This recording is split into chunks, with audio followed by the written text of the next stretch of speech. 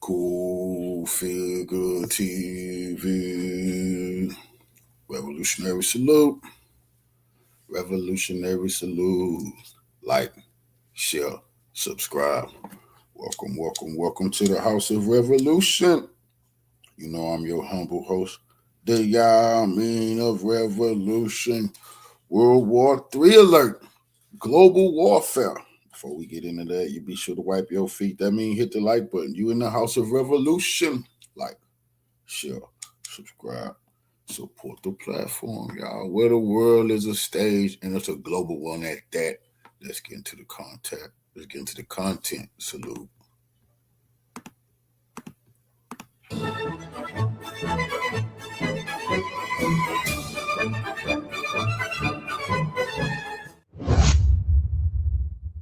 A crushing blow to a large group of militants in Mali. On May 1, 2026, during intensive aerial reconnaissance, African Corps of the Russian Armed Forces detected a massive movement of Tuareg militants and decimated them, inflicting heavy losses. The African Corps released a video and reported that they detected up to 200 militants, 150 motorcycles, 3 pickup trucks equipped with heavy machine guns, and 1 pickup truck with Zu-23. It is suspected that they had crossed the Mali-Mauritania border to replenish the losses suffered by their groups in Mali. As a reminder, terrorist groups in Africa use the less controlled territories of neighboring countries to regroup and rebuild their strength, as well as to restock their supplies. In the case of Mali, these countries are Mauritania, Senegal, Ivory Coast, Niger, Burkina Faso, and Algeria. After a militant camp was detected along the border, where they had gathered, an airstrike was launched at the precise moment. As a result of the bombardment, more than 150 militants were neutralized, while up to 70 motorcycles, and all 4 pickup trucks equipped with heavy caliber weapons, were blown to pieces, a significant loss suffered on the rebel forces in a single strike. On the same day at a separate location, the African Corps uncovered the movements of a group of rebel militants in a forested area, near the village of Koblebugu, in the Kulakoro region. The militants began setting up a field camp, but were then subjected to a devastating attack. The Inahodet's Orion drone, which has been operating in Mali for reconnaissance, struck them with guided munitions.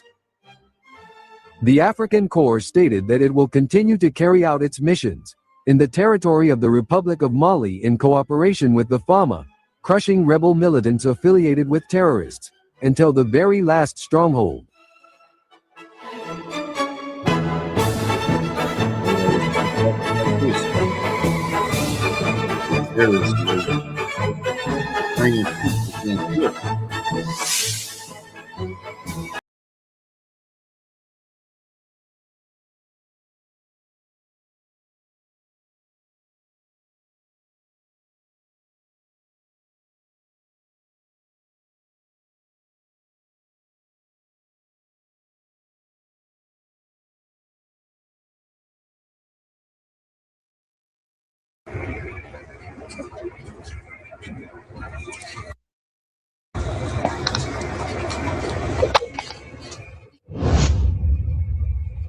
The Russian African Corps and Malian soldiers from the FAMA reported that they had conducted a joint reconnaissance and intensive search operation on April 30, 2026, moving through Bourem, and they confirmed on the field that there was no presence of rebel groups from the Azawad Liberation Front and JNIM terrorists linked to Al-Qaeda in the area. Bourem, located on the banks of the Niger River in the Gao region, which according to statements from Western experts and the media, was one of 7 cities that fell in a coordinated overnight attack on April 25. The Azawad Liberation Front and Al-Qaeda jointly seized Malian military positions, after the Bourem military base was suddenly attacked further south, on the banks of the Niger River, the report stated. If this is indeed the case, it is highly likely that the armed groups passed through Bourem only for a photo session, as they are not currently present there.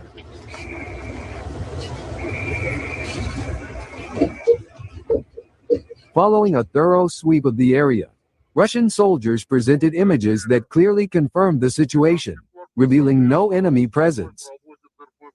The African Corps stated that statements by Western experts and the media regarding terrorist groups' control of Bourem are part of an information and psychological campaign aimed at undermining the morale and psychological state of the Malian army and the civilian. Meanwhile, several allegations circulating internationally regarding the alleged control by armed groups lean more toward information warfare than the reality on the ground, a clear attempt to influence the morale of the troops and the people. According to the Chief of Staff of the Malian Armed Forces, on the ground, the reality remains simple: vigilance, control, and a sustained commitment to Mali's security. Mali does not negotiate with terrorists following the sweep by the FAMA. Terrorists from the Florida and their supporters are falling like flies in the face of the FAMA's might.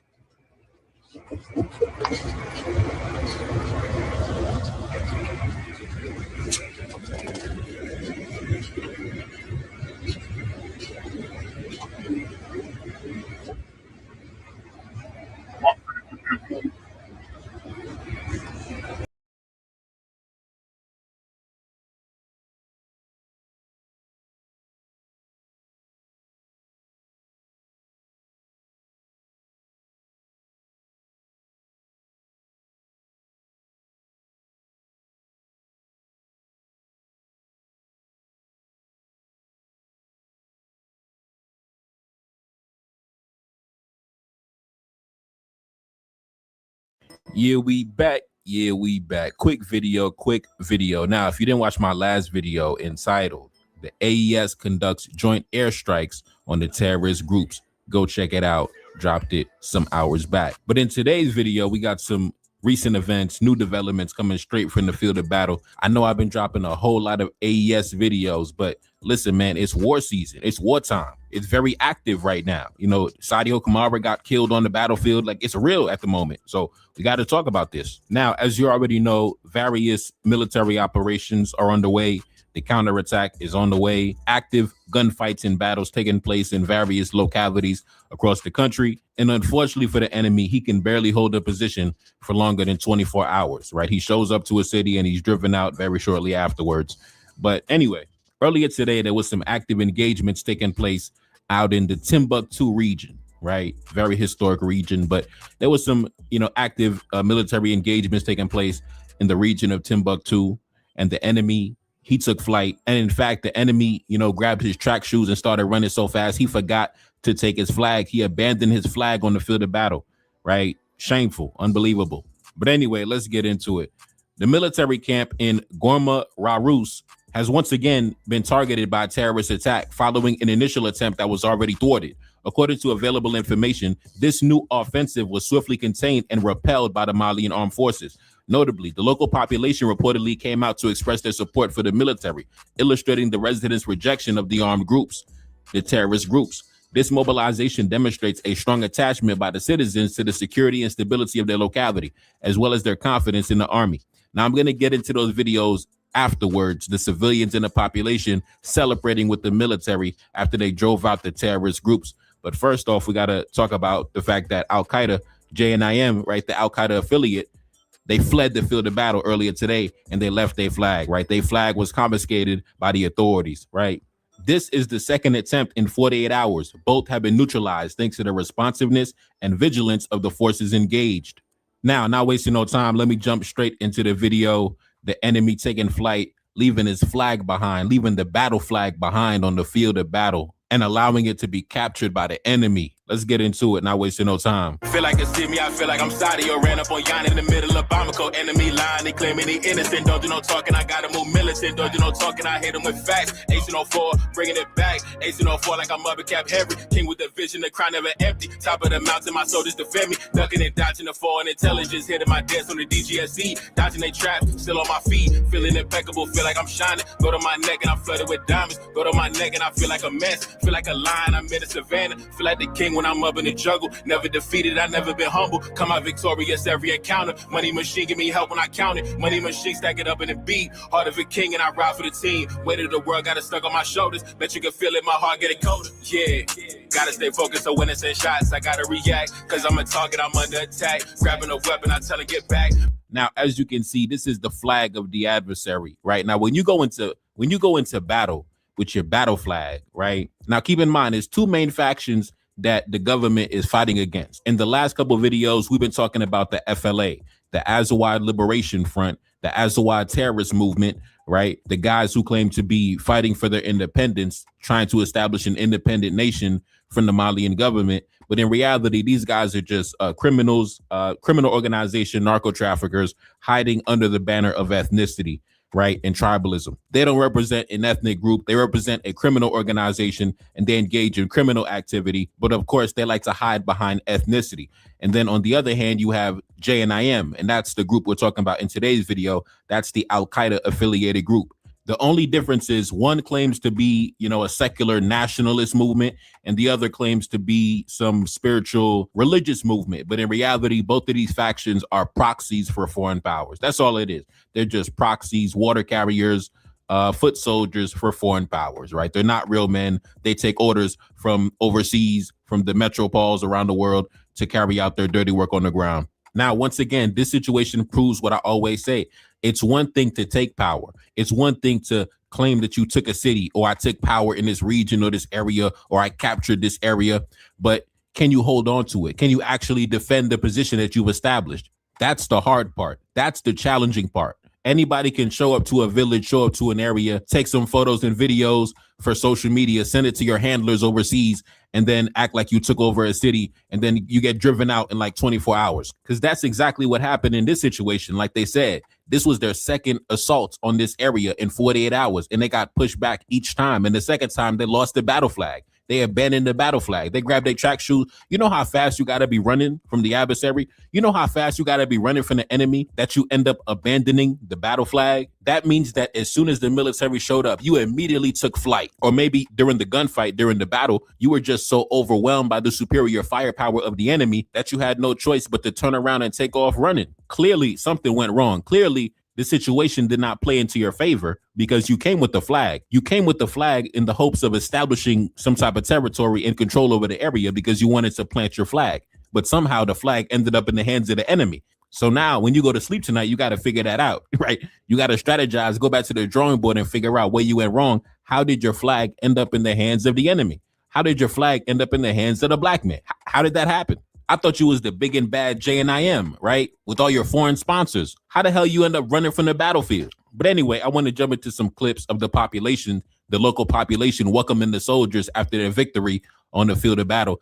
That's why I say the population is firmly in the support of the government, right? So these guys claiming they're going to establish their own territories, their independent nations, their, Islamic caliphates.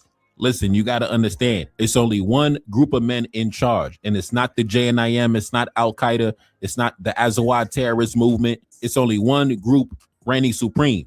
Y'all got driven out of every city, town, and locality you came into, right? And very soon you're going to be driven out of Kidal, right? Enjoy it while it lasts. But I want to see if the international media is going to speak on this. Are they going to speak on this and write 100 articles about this, about JNIM, Al-Qaeda running off the field of battle and leaving behind the battle flag? I would love to see those articles, but I know it's never going to happen. Anyway, let me jump into the clip of the population celebrating the arrival of the military after they just wiped down the terrorists and confiscated their flag. Run the clip. I'll be right back.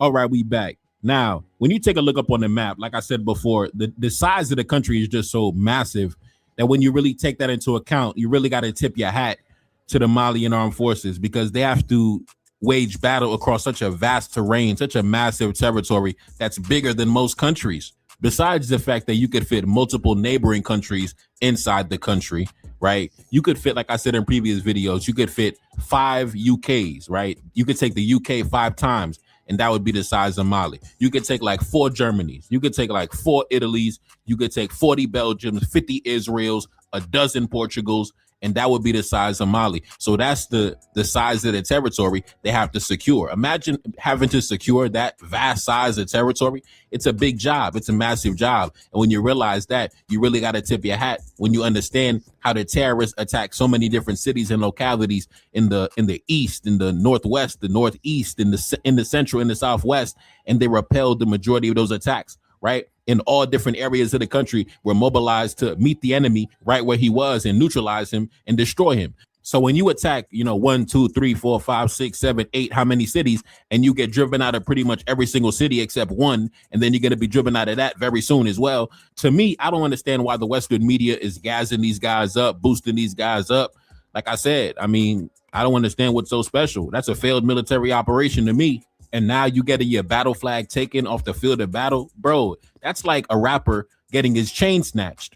That's the equivalent of a rapper getting his chain snatched at the club, going to the club, getting robbed at the club, getting his chain snatched at the club. And then the robbers, right, the guys who robbed you, going on Instagram and showing off the chain they just stole off your neck. That's what they did. You came to the battle with your flag, right? You wanted to plant your flag. You wanted to establish supremacy in the region. And as soon as you were met with some level of resistance, some superior resistance, you took off running. You turned around and took off running and left the flag to be captured by the enemy. So thank you, right? Thank you for the flag. Shout out to my brothers who captured the flag. They probably going to wipe their butt with the flag, later tonight. They're probably going to use it as a wash rag to wipe their butt later on tonight. So thank you. Shout out to y'all for the free material. But anyway, man, it's not going to be here too long, man. It's your boy Nefikari, that's Salim, back in the Billy. Yes, indeed. Brand new album, Black Winter. Pinned comment at the top. Brand new music video. Check it out. 2 a.m. in Venezuela, and I'm gone. Peace. Yeah, Spirit of Kings, what I invoke. Reincarnated.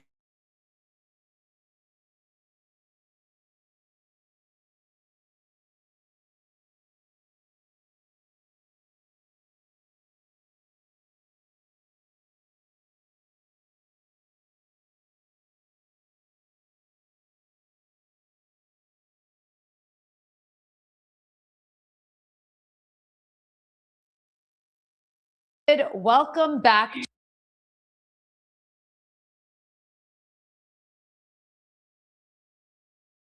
This past weekend, Mali was hit by a wave of coordinated terror attacks from multiple groups. And in these attacks, which targeted civilian and military infrastructure, Mali's Minister of Defense, Sadio Camara, was killed in the attacks on Sunday. Mali's government has claimed that the situation is under control, and the attack has been met with strong condemnation from the Confederation of Sahel States, to which Mali is a founding member of, and the African Union as well condemned, though notably, Zoe, Western governments have been largely silent. So what's really happening? And what does it mean for the region? Joining us now to discuss is Nigerian investigative journalist David Hundeyin. David, welcome back to Breakthrough News Live. Thank you for having me. Well, let's just jump right into it. David, we're hearing that the government says things are totally under control, but these attacks were quite widespread. They were coordinated. So can you just start by walking us through what actually happened in Mali and how significant are these coordinated attacks? Okay, so first, I guess an explanation of the groups involved in this. So there's the Al-Qaeda affiliates, JNIM, which I think is very well known. They have a history of carrying out terror attacks across the Sahel region. And then there's this other group called the Azawad Liberation Front, the FLA, and they are essentially a separatist group. They believe that the Tuareg ethnic group in northern Mali should have their own country called the Republic of Azawad. And for the longest time, these two groups have been very much distinct. They've both carried out violence against the Malian states, but they've been distinct. Now, for the first time, in a move that is very, very reminiscent of what happened in Syria 2 years ago, these disparate groups with completely different foundational issues have all somehow coalesced. They've all come together, and they're just very suspiciously well armed and well resourced. And they attempted to do what was done in Syria in in 2024, where these armed non-state actors actually carried out a coup against the legitimate government and replaced the government in Syria. That was what was attempted here. So they made an attempt on even the capital. This wasn't just like a terror attack. This was actually a coup attempt, because one of the signature hallmarks of a conventional coup attempt is that the coup plotters always try to take over the strategic infrastructure in the capital, such as the state broadcasting, a radio and TV station, the presidential palace, the airport. They actually tried to take control of the airport before they were pushed out. They actually got that far. So it's important to understand that this wasn't just a big terror attack. This was an attempt at a decapitation strike against the Malian state.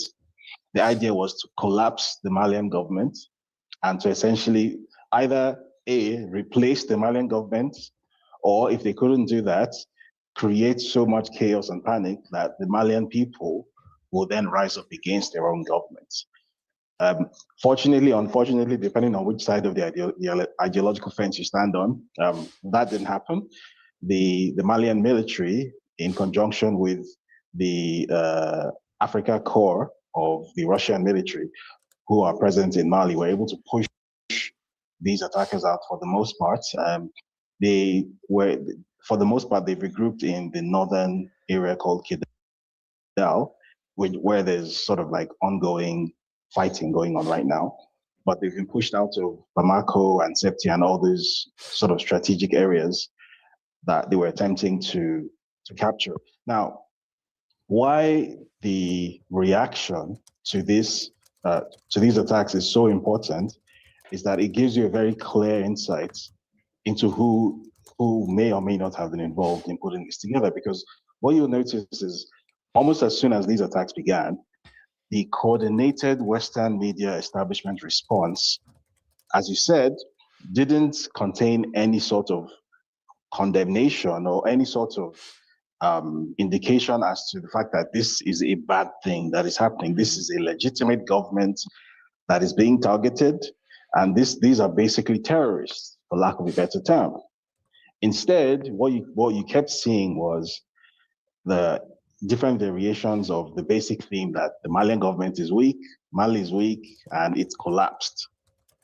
So almost made it sound as if this is a terror attack and the Malian government is collapsing in the face of a terror attack. This was not a terror attack. This was a coup attempt, one of the biggest coup attempts ever attempted. There were reportedly over 12,000 fighters that were part of this wave of attacks.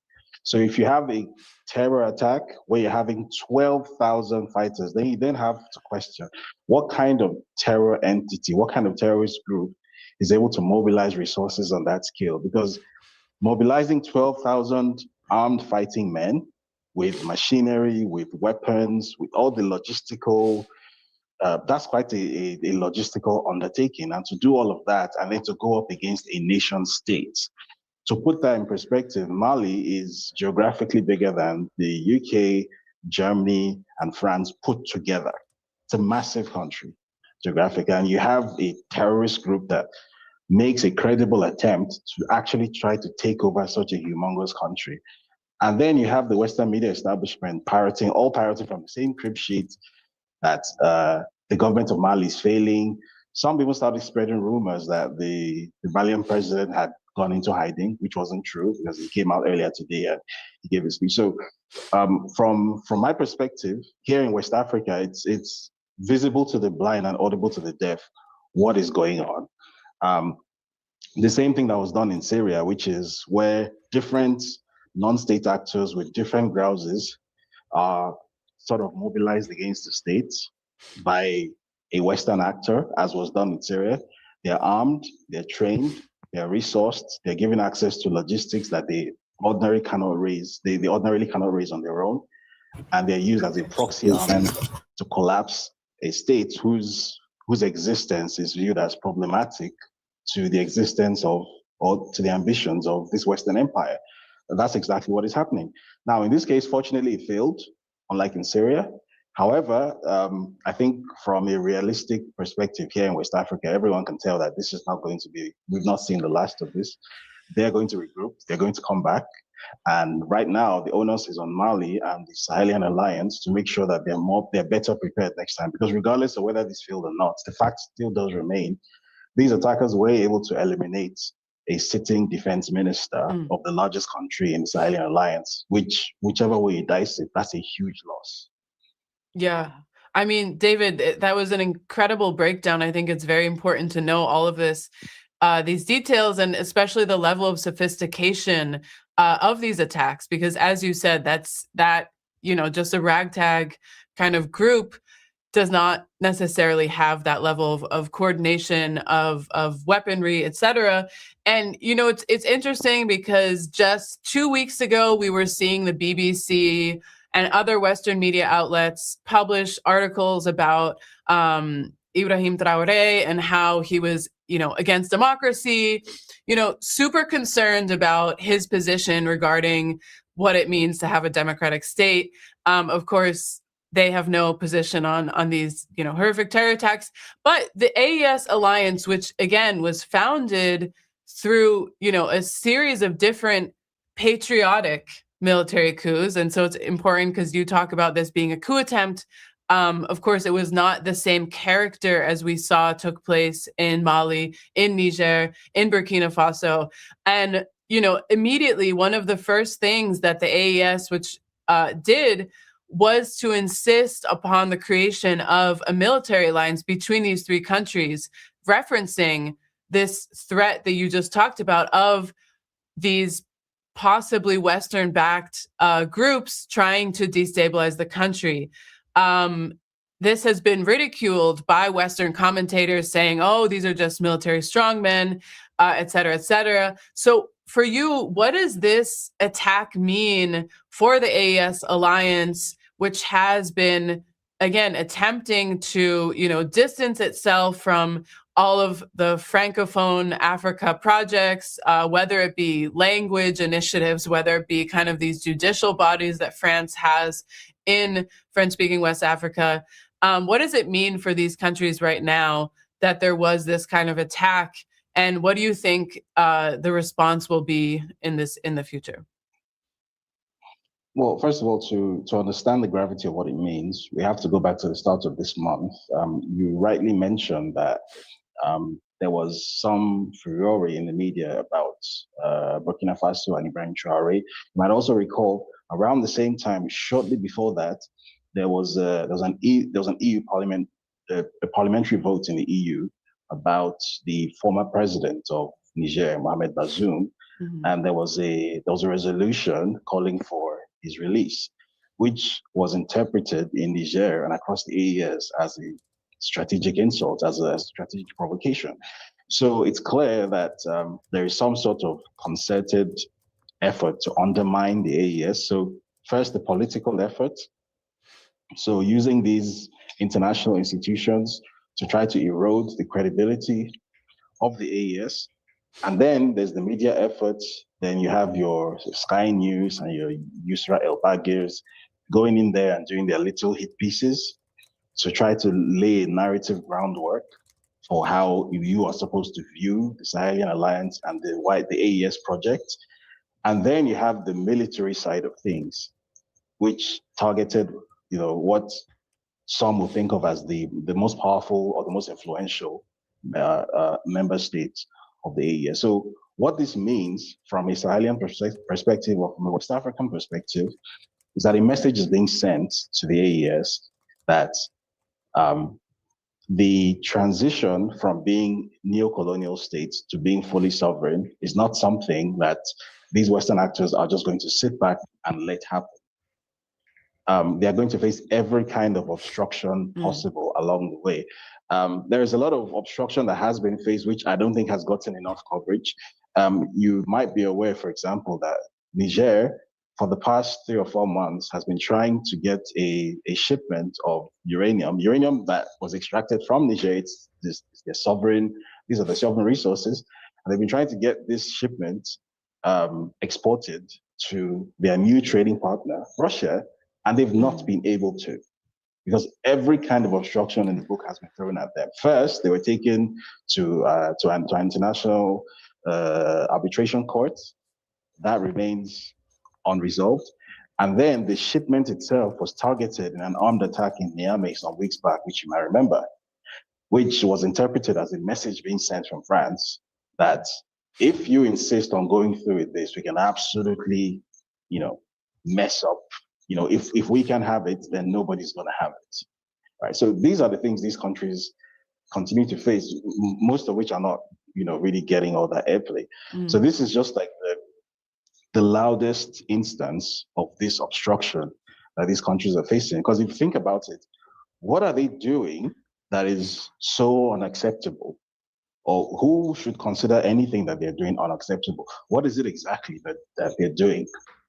They're building infrastructure. They're essentially constructing countries from scratch, because these are countries which over 60 plus years under French neocolonialism have not been able to do some of the most basic things. You can imagine Burkina Faso, for example, as at 2022, when Ibrahim Traoré came into power, had 3,000 kilometers of paved roads. Right? Brooklyn, New York probably has cumulatively more than 3,000 kilometers of paved roads. This is a whole country had less than 3,000 kilometers of paved roads after 60 years under French neocolonialism. And now there's a program going on. It's called the Faso Neighbor Project, where they're building more than 5,000 kilometers of roads annually. Right? They're literally building a country from scratch. Why should anybody have a problem with that? They're trying to make the lives of the people better. They're building hospitals, schools, factories. Why is that a problem? And that goes to the heart of the issue, that the poverty of the Sahel, because for the longest time, the three countries in the Sahel, or at least Niger and Burkina Faso, were constantly at or around the bottom two in the world poverty ranking for the longest time. And now you're seeing this dramatic increase in living standards, in GDP numbers, and you're realizing that this poverty was not geographical, it was completely contrived. And then simultaneously, while that is happening, you are then seeing a bunch of foreign actors doing their absolute hardest to just derail, distract, and just destroy whatever progress that these countries are managing to make.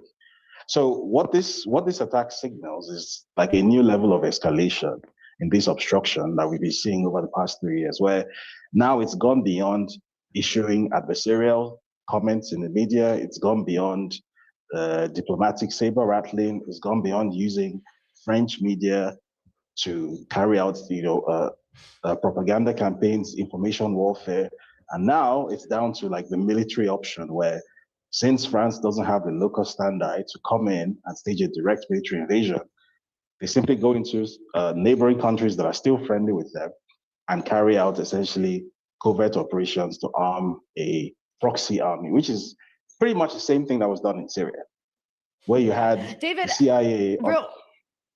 Real quick, no, I think that's a really, I think it's such an important parallel you're making. And to that, I want to ask you very quickly before we have to wrap here about the role of Nigeria, or whether there was a role of Nigeria here in the Sahel, because, we saw that the U.S. and Nigeria carried out joint strikes earlier this year. I mean, people might have forgotten by now because Venezuela happened and then Iran happened and, my God, just war everywhere.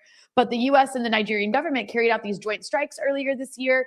So there is a military relationship there. So what is the role of Nigeria when it comes to the Sahel states? Do you see any fingerprints with this latest attack? It gives me absolutely no pleasure to say this as a Nigerian, but Nigeria is to the Sahel what maybe Iraq was to Syria a couple of years ago. It's just a total liability. And that's not because of any deliberate foreign policy decision made by Nigeria. It's more like the fact that Nigeria is essentially just a vassal state without any foreign policy of its own right now. So it's not just the Americans who have a stranglehold over the Nigerian foreign policy establishment. It's the French as well, because as you rightly said, Nigeria and the US carried out joint strikes. Nigeria and the French Air Force also carried out joint air strikes a few months ago, if you recall, during the botched coup in Benin, where aircraft that we didn't even know that the Nigerian Air Force has, and which they've never used to sort out the security situation in Nigeria, was used to carry out airstrikes against a neighboring country. That's the depth Nigeria has sunk to. So every kind of military agreement that you can think of, Nigeria has signed those things with France and with the US and with God knows who else. So at this point, like people like me who have a different perspective on what Nigeria as a country should be doing and what foreign policy direction it should be pushing, we're complete outsiders now, unfortunately. The Nigeria that exists today is a vassal state, has no foreign policy of its own, and it's a complete liability to the Sahel. Well, on that note, David, we could go on and on. We'll have to get you back on because your analysis is so valuable. But thank you so much.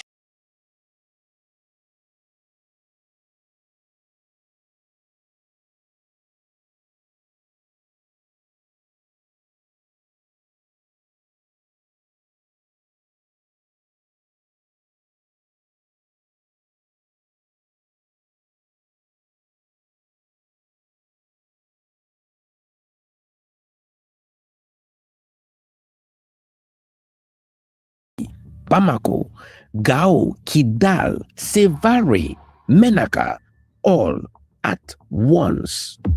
The defense minister was unalive inside his own home. The world held its breath. Then something nobody saw coming happened. Niger and Burkina Faso launched airstrikes in Mali. The Alliance of Sahel states put 15,000 troops in motion. 3 countries the world had written as broke, isolated, sanctioned, hit back. Together, the Sahel is in a regional war now. The rules have just changed. You see, this military response by Burkina Faso, Mali, and Niger is just the surface. The real thing is underneath it. There is a uranium secret, a deliberate interest in seeing AES fail, and something Traore admitted in an interview that will change how you see this whole region. Stay with me. Now, here is exactly what happened. Weeks before the attack, AES army chiefs had already met in Ouagadougou. Now, they scaled their joint force from 5,000 to 15,000. Cross-border operations, pre-planned, ready. So when attacks came, the response was not improvised, it was activated. You see, according to Africa News, Niger's government released an official statement praising, and I'm quoting, the prompt and vigorous response of the unified force, which conducted intense air campaigns in the hours following the cowardly attacks. You see, he talked about air campaigns, plural, within a matter of hours after the attack.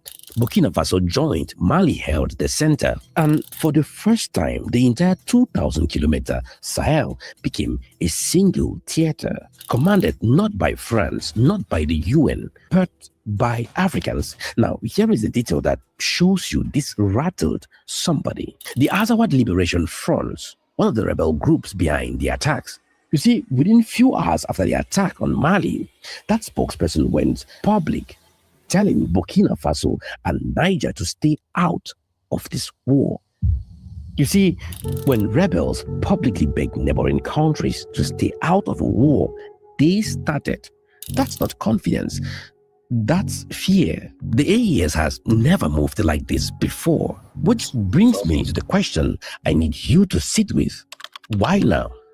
What changed? Now, let me tell you about a moment in an interview that stopped me cold. Ibrahim Traore, Africa's youngest head of state, the face of the AES project, sat down with veteran journalist Alain Foka, and he pulled back the curtain. He said, when Tiro, in fact, I don't want to call the name, you understand already who I mean. When I talk about Tiro, you know them.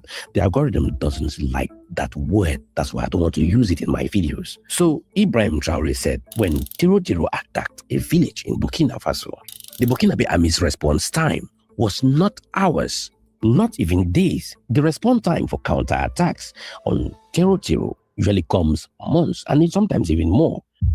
And then he went further and revealed something I did not even expect. He said, during some operations, Burkina Faso had to go to neighboring countries, borrow weapons, carry out the mission, and return the guns afterward.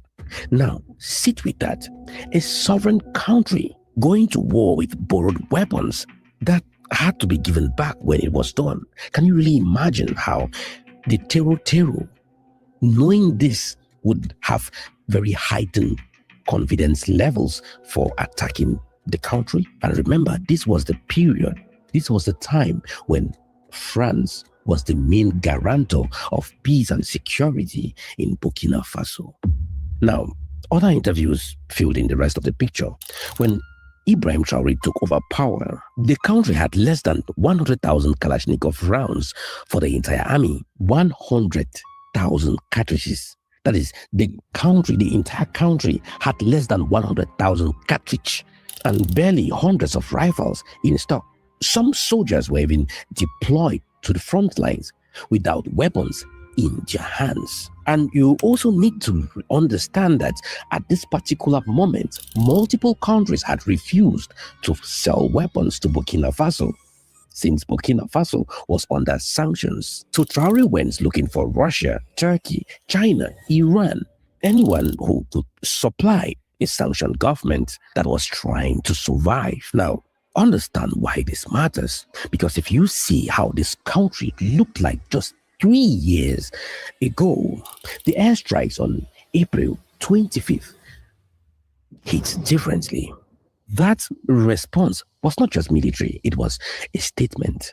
Today, Burkina Faso has drones, helicopters, thousands of civilian volunteers enrolled in the VGP defense network. And Traoré's message to anyone still testing him is plain. Terror now have two choices: flee Burkina Faso or be unalived. So that, my friend, is not the same army. Full stop. AES responds within hours. Regional forces activate. Rebels beg their neighbors to stay out. That looks like a clear win to me. So why are some actors uncomfortable with that? You see, let me ask you something directly. Who benefits when AES fails? Think about it. Obviously, the terror groups. A functioning AES joint force closes their cross-border sanctuaries. Coordinated regional operations are an existential problem for JNIM and the FLA. But they are other actors. ECOWAS imposed sanctions on all three AES governments after the military takeover. The argument is military leaders are inherently destabilizing. But if AES wins this war while under those sanctions, that argument collapses completely. An African-led military alliance delivering security without Western backing, that alone breaks the entire logic the current regional order is built on. And that's a serious problem for certain people. And then there is the actor with the most specific, the most financial reason. To one these governments gone, it glows in the dark literally. For over 50 years, French state Orano, Areva before that, mined uranium in Niger's allied region. According to TRT World, Niger exported roughly 3.5 billion euros worth of uranium. Niger received back about 459 million euros. Read that again. 3.5 billion euros out. 459 million euros in. One is billion, one is million. The difference is clear. So Pan-African analyst puts Niger's actual profit share at around 5%. France kept the rest. And you see, that uranium wasn't a side deal. According to French energy data, nuclear power generates more than 2/3 of France's electricity. So the Sahel wasn't just a resource, it was a power grid. Then AES happened. Niger nationalized Orano's assets, revoked their license on the massive Imuraren deposit, moved uranium stockpiles, $310 million worth, onto the open market. Then France launched criminal investigations. Then Orano's operating income went from $289 million in early 2023 to look at the difference, to $13 million a year later. The New Arab called it clearly Niger's nationalization shakes indebted France. So I will say this plainly. When a government simultaneously threatens your military presence and your energy supply chain, you don't need conspiracy theory to understand why certain people prefer that government to fail. So whenever I watch some French channels reporting this issue on AES, I sometimes have the impression that they are supporting the other side. So the motive is on the record. The financial damage is on the record. I can't tell you where the line is between discomfort and active interference. That's the honest answer. What I can show you is the incentive, and the incentive is not subtle. Now, let me zoom out. Before the attacks even happened, AES Army chiefs were already in Ouagadougou. This scaled the joint force from 5,000 to 15,000. Command structure, cross-border plans already built. The attacks came, the force activated, not improvisation. Architecture. For the first time, a fully African designed, African commanded security framework responded to a major regional threat without asking anyone's permission. According to analysts on News Central's Geopolitics panel, people are now asking whether a successful AES campaign becomes the model that permanently changes how African states think about security partnerships. Now, think about what that would mean. For decades, African governments needed Western troops, Western frameworks, Western approvals to stay stable. So if AES holds, that logic breaks. But there is a fork in the road. There are two paths. Path A, AES stabilizes the Sahel, attacks fall. Other African states study the model. African-led security cooperation becomes real, not a slogan. Path 2, the war drags, economies bleed, sanctions tighten, external powers fill the vacuum, and African people, they pay the price for other people's interests. Year after year, our salary survey shows that certified medical billers and coders earn higher salaries than their Which path are we on? And if AES wins this war, who loses the most? Drop that in the comments. I want to see how this community thinks about it. Now, let me bring this home. We started today with Mali on fire, the defense minister being unalived. 5 cities hit. 3 governments the world had given up on. Hell, then within hours, they launched a regional military response that no Western framework produced in over a decade of trying. Now, you see, this kind of solidarity we haven't seen yet in ECOWAS. We haven't seen it in SADC. We haven't seen it in the East African community. The Sahel is teaching Africa a lesson. The governments people called reckless, unstable, illegitimate, they did what the old system never could. Now, that doesn't make them sins. Real criticism exists. The political work, reconciliation with northern communities, resource revenue stayed in the Sahel, building institutions that outlast current leaders. That work is still ahead, and honestly is the harder work than the military piece. But this moment proved something very interesting. The borrowed guns era. Armies going to war with guns they have to return. Response time measured in months. African security permanently outsourced to whoever showed up.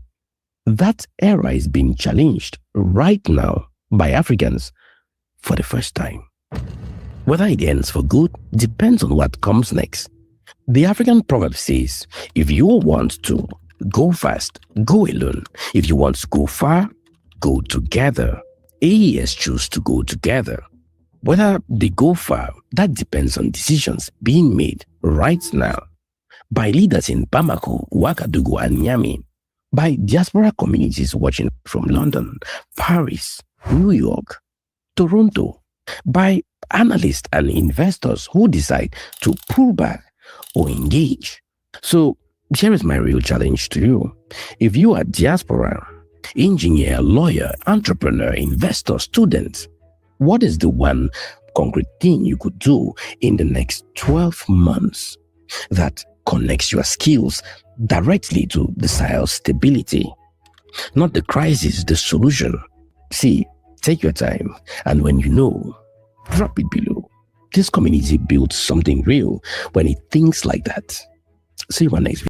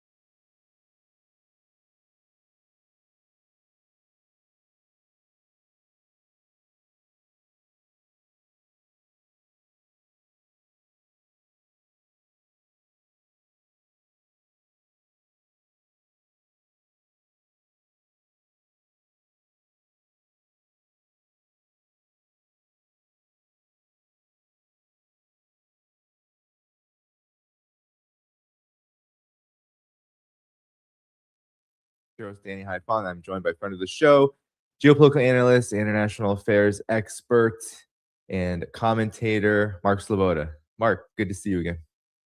Danny, thanks for having me. It's always an honor and a pleasure to be on the show. Yes, everyone hit the like button. Sorry for the lateness. That was my fault. Forgot to send the link over to Mark, so you can blame me for that. But do it. You know, use your rage to smash the like button. That helps boost the show. Mark, you know, I wanted to begin with this, given your expertise on military affairs, and given that the Trump administration, Donald Trump, is rejecting any overtures by Iran to actually negotiate in good faith, and given that Trump has just told Congress that the war is quote unquote over, as he tries to sidestep this 60-day war powers deadline, I wanted to actually first begin with this investigation that CNN has done, which essentially revealed a lot of the things we've been talking about, that you've talked about on this show. But now it is being confirmed by the mainstream media, just the extent of the damage that Iran has done to U.S. interests and U.S. assets in the region. And let's play this, because I think it might provide some context as to why the U.S. is in this almost like this twilight zone, where it's both threatening escalation and at the same time continuing a fraudulent ceasefire. So here is, let's watch just the first 2 minutes, but it's on 1.5 speed, so it'll go a lot faster than that. Here we go. Camp Bourem, Kuwait. American soldiers enjoying a karaoke night at one of the biggest U.S. military hubs in the Gulf. That was then. This is now. A once bustling American microcity in the desert, nearly empty and heavily damaged after a weeks-long barrage of Iranian missiles and drones. One of many U.S. military facilities in the oil-rich Arabian Peninsula, targeted by Iran even as the U.S. and Israel pummeled the Islamic Republic's large arsenal. So what impact have Iran's strikes had on America's footprint in the Middle East? A CNN investigation found evidence of unprecedented destruction. We can reveal that strikes damaged at least 16 U.S. installations across 8 countries. According to our analysis and sourcing, that's the majority of American military positions in the region, and some of them are virtually unusable now. A U.S. source familiar with the situation told us that they'd never seen anything like this at American bases, that these were rapid, targeted strikes using its technology. Iran's main targets? Multi-million-dollar aircraft, like this Boeing E-3 Sentry, which gave the U.S. a huge amount of visibility over the Gulf. It's out of production, and in today's money, it's worth nearly $500 million. Critical communications equipment. Look at these giant golf balls. They're known as radomes, and they protect satellite dishes vital for data transmission. In this base alone, Iran destroyed all but one of the radomes less than a month into the war. And crucially, radar systems. Highly sophisticated, expensive, difficult to replace, and critical to air defense. The second U.S. source, this one a congressional aide familiar with damage assessments, described these as the most cost-effective of the targets. Our radar systems, they said, are our most expensive and our most limited resource in the region. For U.S. allies in the... So that's essentially the summary, Mark. Maybe you can talk about what this content, how this context is influencing U.S. decision making now on Iran, because there's both this contradiction of the U.S. supposedly building up, although some have argued that it might be a little slower than people like Robert Pape are saying it is. while at the same time, the U.S. is maintaining a very maximalist position in so-called talks with Iran that are really non-existent right now. So your thoughts on the overall situation? Yeah. So first of all, let me just hash up a bit of that report there. Yes, by far the most significant, important, and expensive of Iran's strikes was their targeted strikes on advanced U.S. radar systems in the region, in which they took out essentially all but one in the entire region. This was huge.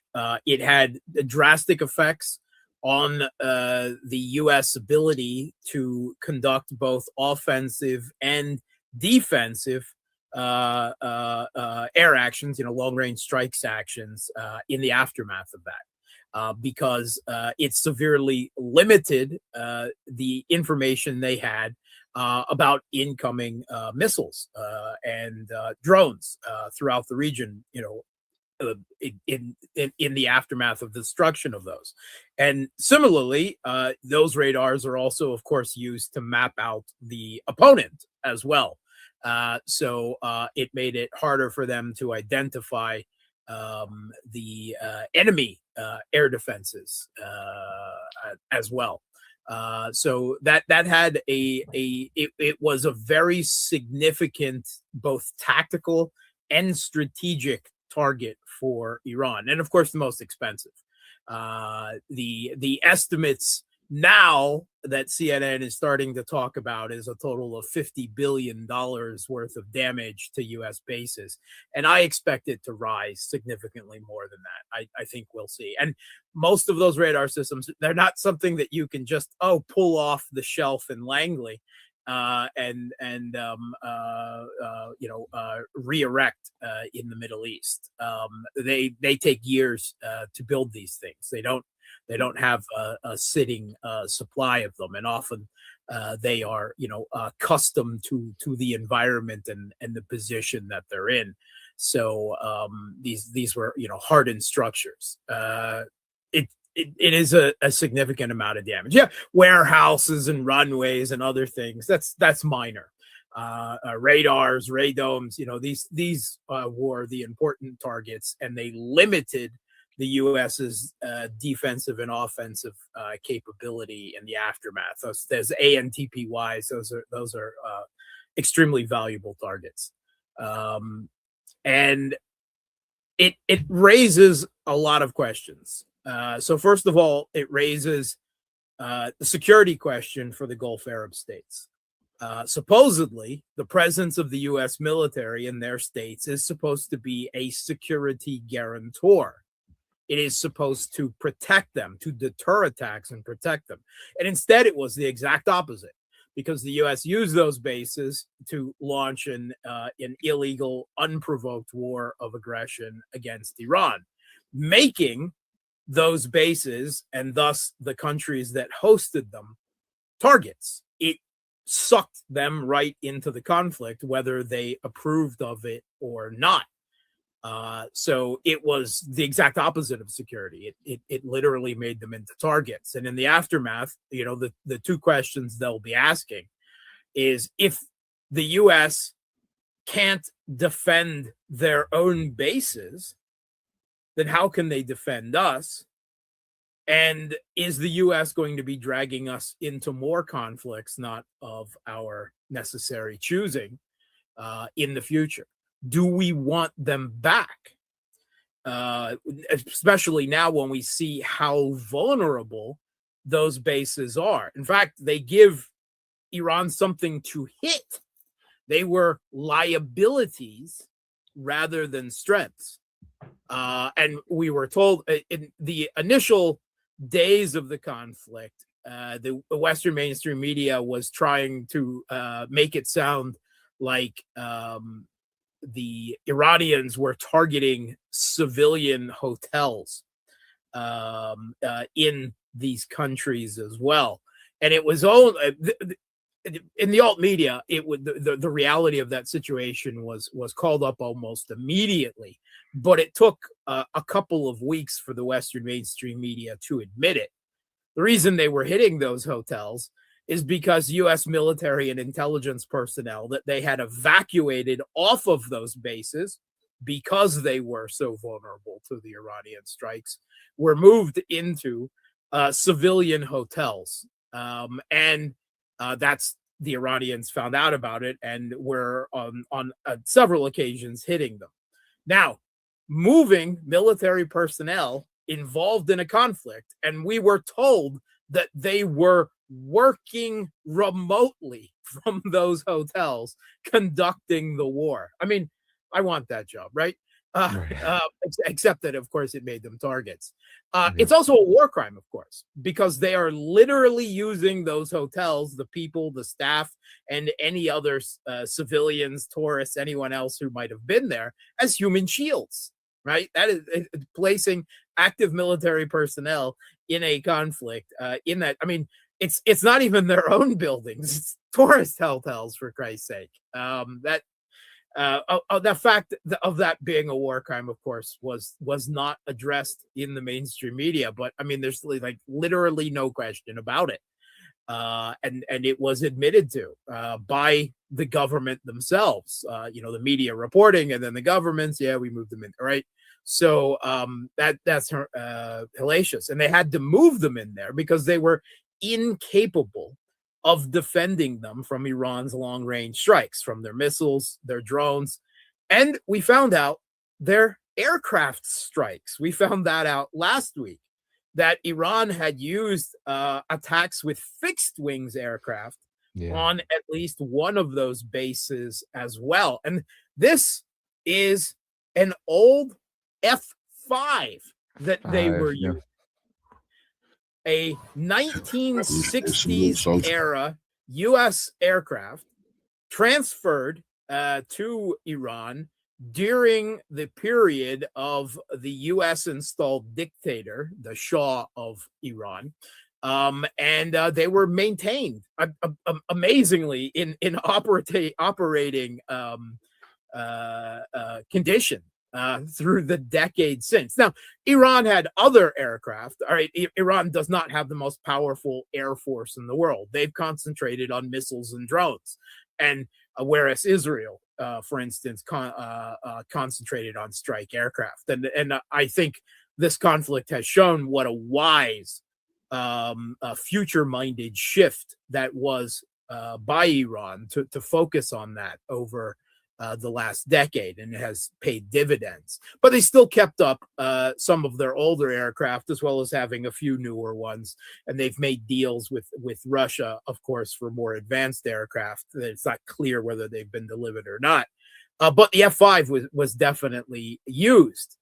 Now think about this. They were saying in that CNN report that they were using sophisticated and advanced technology, and that's true when it comes to the missiles and the drones and everything.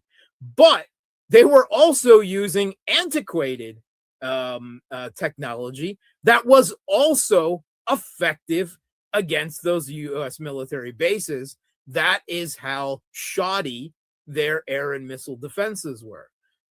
The U.S. bases were hit by one of their own decades-old aircraft that was made literally before disco existed. Think about that.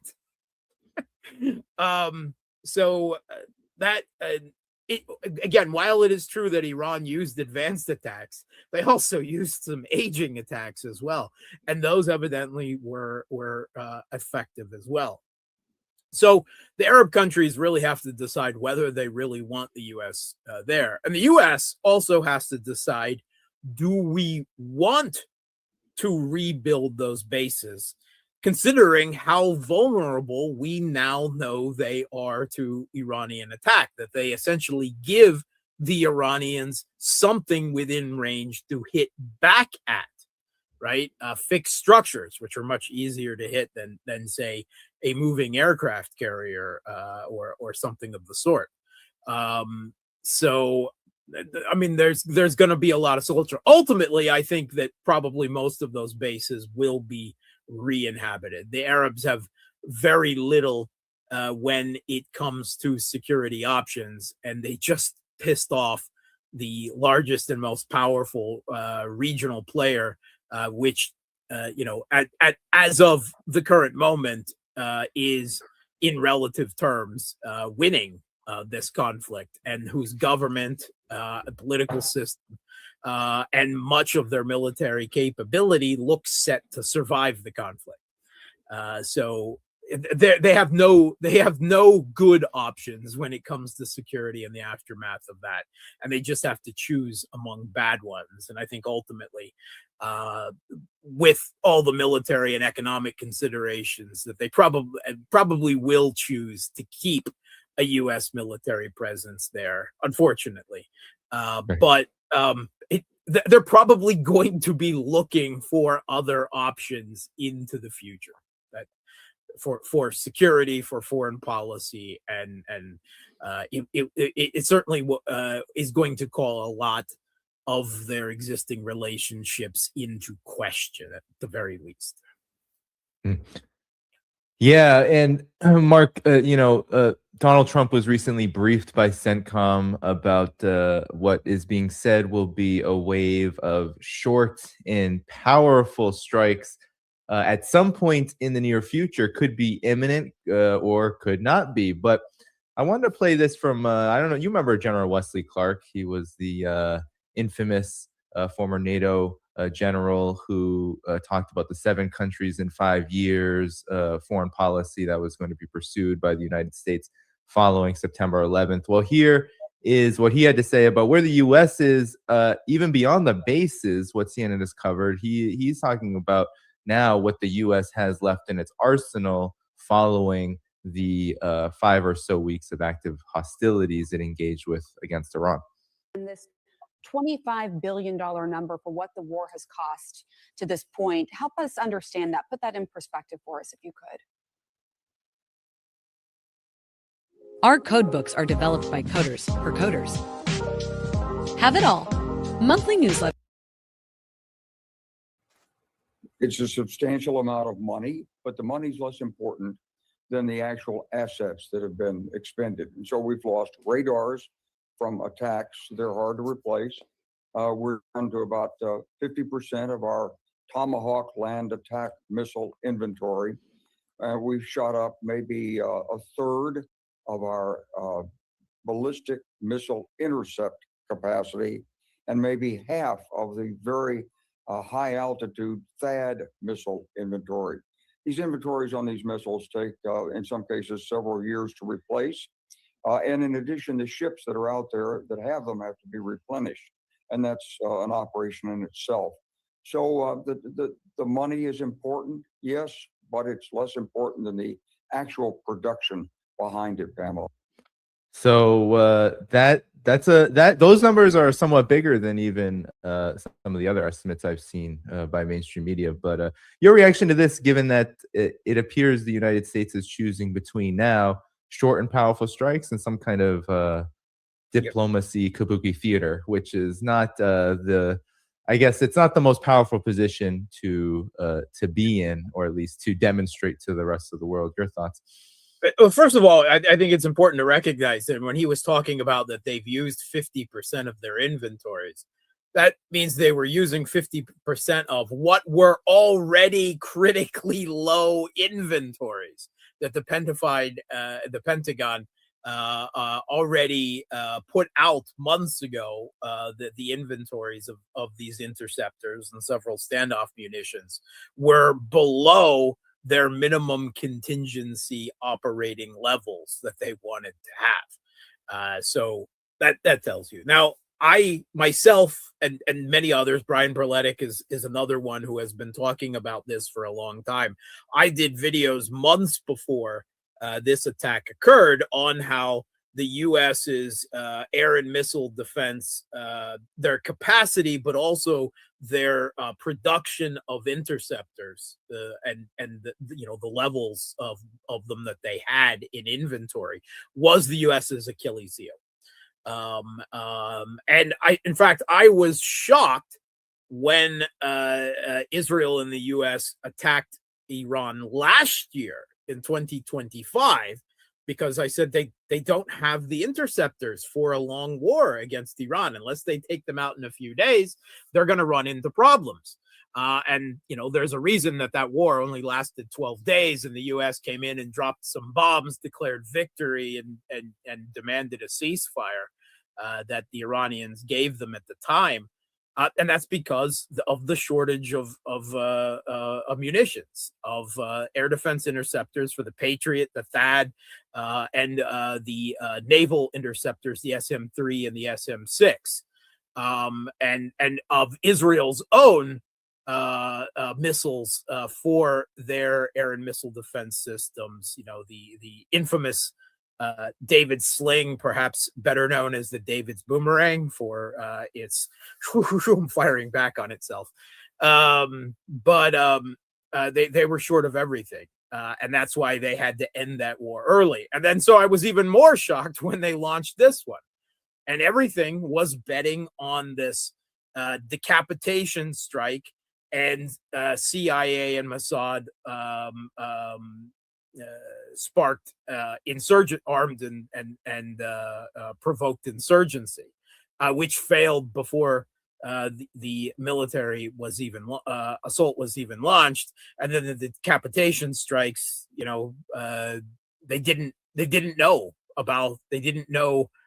the stability of the Iranian government and society. They had bad experts who were telling them erroneous information, because all of their experts, right, in the blob, in the US deep state, are anti-Iranian, anti-Russian, or anti-Chinese, or all of the above ideologues. And they all have caricatured views of these countries that have very little to do with reality, because what they're most focused on is regime change, not the reality of the situations. They lack the absolutely critical ability in both, I would say, international relations and strategic studies to put yourself in the shoes of your opponent, to thus be able to consider their options and you know, how they're conducting decision making. If you can't do that, then you've already failed. And the U.S. critically lacks that ability, because all of their experts are manufactured in this hegemonic ideological atmosphere. Whether we're talking people in you know, government institutions, the intelligence agencies, the State Department, the military, or the broader blob in the think tanks and the universities. I know, I've studied with them. They all have batshit crazy assumptions and caricatures of the U.S. You know, geopolitical rivals around the world. So they believe the Iranian government would fall after they dropped a few bombs, because the people would rise up and seize their freedom, blah, blah, blah, which tells us so much about their hubris about America's own military and narrative power, and their critical misunderstanding of their opponents. It's just like in the start of the proxy conflict with Russia in Ukraine that they provoked. They believed the Russian economy would collapse. The Blinken and Sullivan administration believed that their Russian economy would collapse within a couple months as a result of U.S. sanctions. And instead, the Russian economy actually shrugged it off, and by many measures actually became stronger and more resilient as a result of the decoupling, the forced decoupling from the dollar and from the U.S. Financial system. So those same mistakes were made with Iran, and they launched this, you know, knowing that they had low inventories on the belief that it was going to be quickly finished off because of bombs, decapitation strikes, and regime change ops. And so they didn't have to worry about the low levels of their munitions. And they didn't have to worry about Iran closing the Strait of Hormuz. At least that's what Trump believed, or chose to believe. And, you know, that they've paid the price for it now. And we heard last week in I don't know, the Financial Times, the Wall Street Journal, the Washington Post, the New York, they were all talking about how the already, even if the Trump doesn't go for a round 2 or a round 3, depending on how you count it now, a final blow to the regime, as they're calling it, that even if they don't do that, the level of the critically low level of these air defense interceptors and of their offensive standoff munitions, principally the Tomahawk, the JASSM's air-launched cruise missile, but also the new precision strike missile, which is supposed to replace the ATACMS, which is no longer in production, fired out of the HIMARS, because they used quite a lot of their very small inventory of those as well. And now they're even talking about the Pentagon. Bloomberg tells us the Pentagon wants to test their unfinished Dark Eagle supposed hypersonic missile on Iran as well. And that I think they have the capability theoretically of making like one of those a month, even though they aren't officially approved. So, very low levels. This is all hard geopolitical limits on what the U.S. hegemon is going to be able to do to project power against not only its main geopolitical rivals, Russia and China, and any future conflicts with Iran, but even regional powers in the next years, because they don't have the standoff munitions they don't have them, and it will take them years, 5, 6, 7 more years to rebuild those stockpiles, even to a low level. And there is potentially further problems with this, because China has started putting restrictions on the rare earths and other associated valuable minerals and chemicals that are critical for the high-end semiconductor chip, like tungsten and other things that go in these, and has begun to put restrictions on the Pentagon, the U.S. military-industrial complex, to buy them, and also put user-end agreements on their sales to others so that they can't then be transferred to the U.S. So there's are real questions about their ability to rebuild these stockpiles, even at the current rate, much less ramp up production as they hope to be able to do. But even then, it will take years and years. And they openly admitted, if China had the desire to militarily reconcert control over their U.S.-supported separatist island province of Taiwan, then there's nothing the U.S. could do about it now, for years into the future. I don't think that they could have done anything about it already, to be perfectly honest. I mean, there was already a missile gap.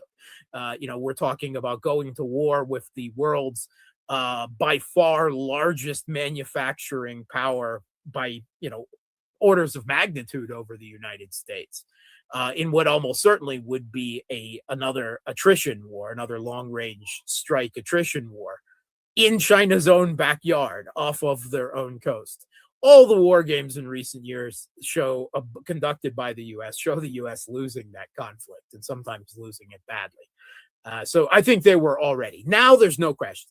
The U.S. just blew their load, right? To put it in layman's terms, on this conflict with Iran that still failed to achieve its objectives by far, right? They did not get the regime change. They did not stop Iran's nuclear enrichment program. They didn't get the nuclear dust that Trump wants. They didn't destroy Iran's long-range strike missile or drone stockpiles. They didn't destroy their capability to produce more. And Iran is still in control of the Strait of Hormuz, which they weren't before the conflict began. So they blew it all, and they didn't achieve results. And they still have fantasies that then they could bring the war to Russia and China. They couldn't even deal with Iran. Now, I mean, Iran, of course, is nothing to sneeze at, and I don't want to claim that, but we all understand that Russia and China have far larger and more advanced militaries across multiple spectrums than Iran does. And of course, they're all strategic partners together and cooperating. And that's one of the things that the U.S. Politically and increasingly militarily, Dan Kane, the chairman of the Joint Chiefs, was bitching and griping about it the other day, about the support that Russia is providing Iran in all of this. And why shouldn't they? You know, the U.S. has been exacting a toll in blood and treasure on Russia for the last 5 years with the proxy war on Russia in Ukraine. Of course, Russia's going to want a little payback, and this provided them with the opportunity to do exactly that. And then this leaves the Trump administration right now in a very bad place, right? To use the chess term of Zugzwang, right? They have no good options, only bad options. Right. And we heard in the Western media 3 ideas that were floated slash leaked, quote unquote, in the last week in the mainstream media.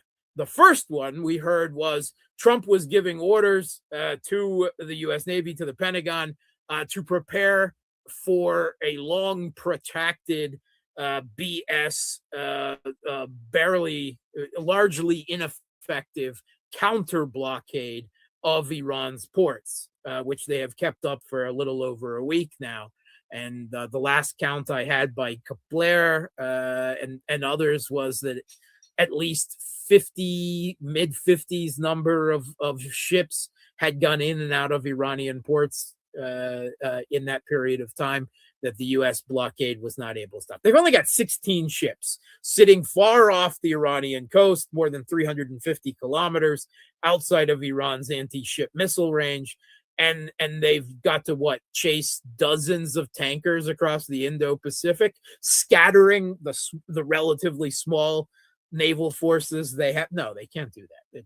It's absurd. They can make a few demonstrative interceptions. They have 4 or 5, right? But many more getting through. So, but to extend this blockade, I don't know why, because it is extremely ineffective, right? If we take a look at that as dueling blockades, or better, I think, a geoeconomic game of chicken, right? Where you've got Iran in their speedster and the US in their speedster, with they're driving the global economy, Iran driving their own economy, hurtling, like testosterone and drugged up teenagers towards the precipice overlooking, the bay or whatever. And who's gonna veer first, right? Who's gonna their own economy or take their economy or the economy they represent in this instance to destruction? And my bet is on Iran outlasting the U.S. in that category. They've suffered under maximum pressure sanctions, right, that are much worse conditions than they've had recently. This blockade is not very effective. Pakistan has just opened up new overland routes for them. All they really have to do is hug their own coast where they're safe, enter into Pakistani territorial waters where the U.S. is not going to go after ships in Pakistani territorial waters because of the diplomatic problems that would cause. There they can either unload onto other Pakistani ships, change, do the sleight of hand thing, or they could just go around and enter Indian territorial waters and then skirt around India, and they're already at the Strait of Malacca. I mean, it's really just kind of silly. The whole thing, the U.S. blockade, counter blockade is largely a PR maneuver. It's a fiction. There's very little reality to it. So the U.S. would definitely lose that game of chicken, right? Because the global energy crisis is, it's just getting started.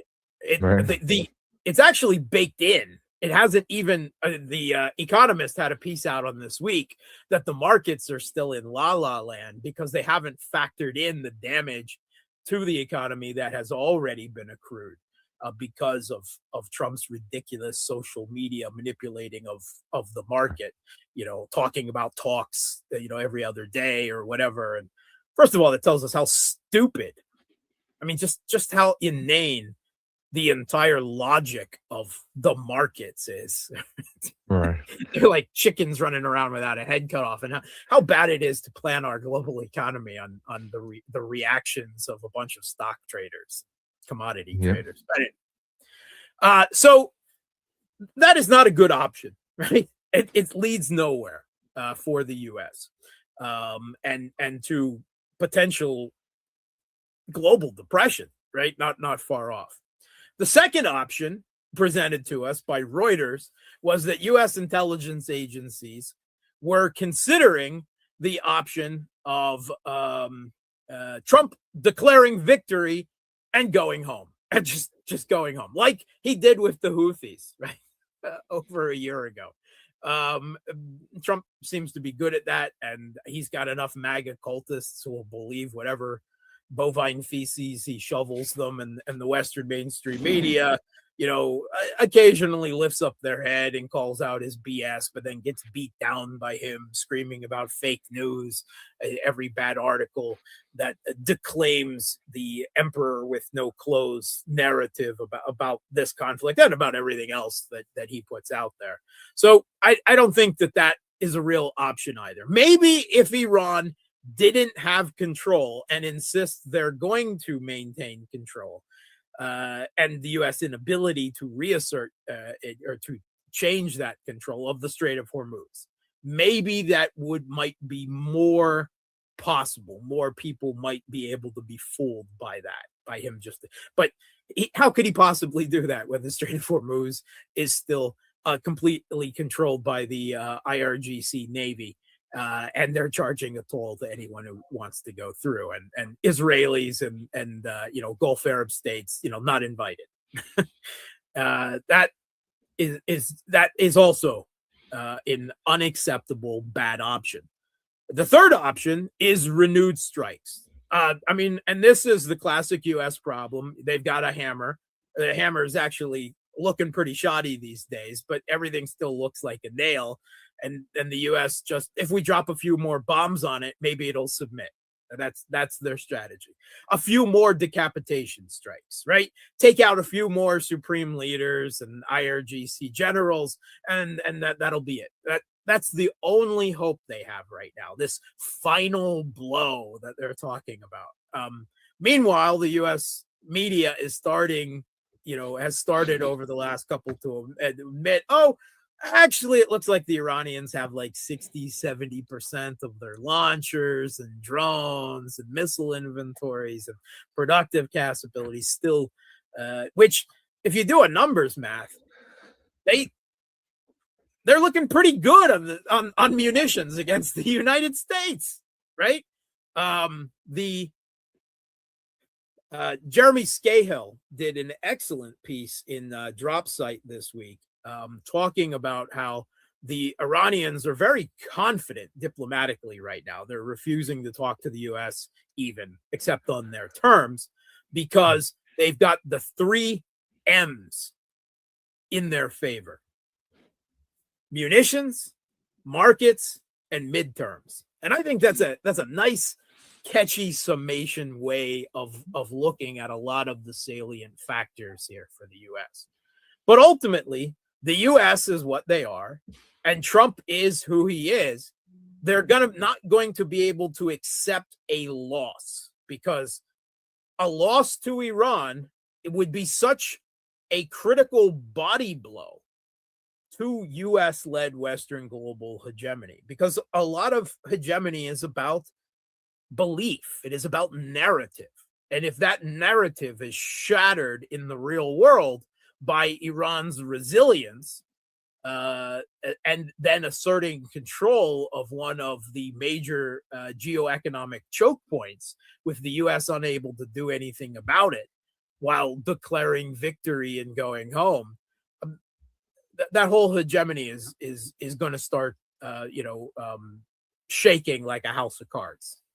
And then they will have lost several conflicts in recent years, right? The proxy war against Russia in Ukraine, which they've obviously all but given up on in this part, except for the CIA, just trying to do as much damage for as long as they can through the Kiev regime and the Europeans. Their games of whack-a-moles against the Houthis. I mean, you could go back a little bit further to even the August War.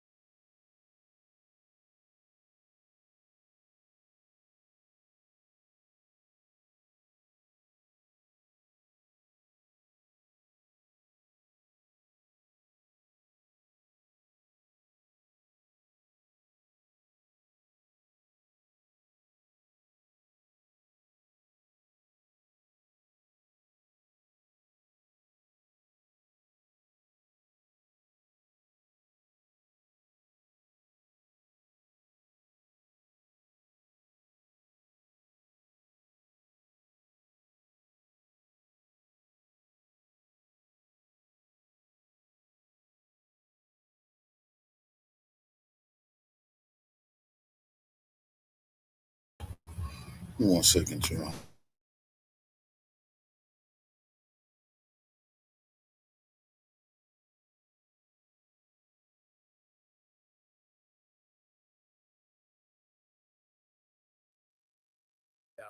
That's not a good string of hegemony reinforcing exertions of power. So they'll roll the dice and take the high risk, high reward option of dropping some more bombs. That seems almost inevitable to me, not because it's a good option and not because I think it's likely to succeed. I don't, but because they don't have any other good options, and they are who they are. The U.S. is who the U.S. is, and Trump is who they is. So of course they're going to drop some more bombs. And meanwhile, I'm at least mentally in both the Kremlin and in Beijing. They've got big neon counters of the numbers of these munitions, of these standoff munitions and these air interceptors, and they're racing towards zero ever faster, or not, maybe not zero, but a critically low level. They're drinking some champagne, eating some popcorn, some caviar on some black bread, whatever it is, that they do to pass the time while they're enjoying this show.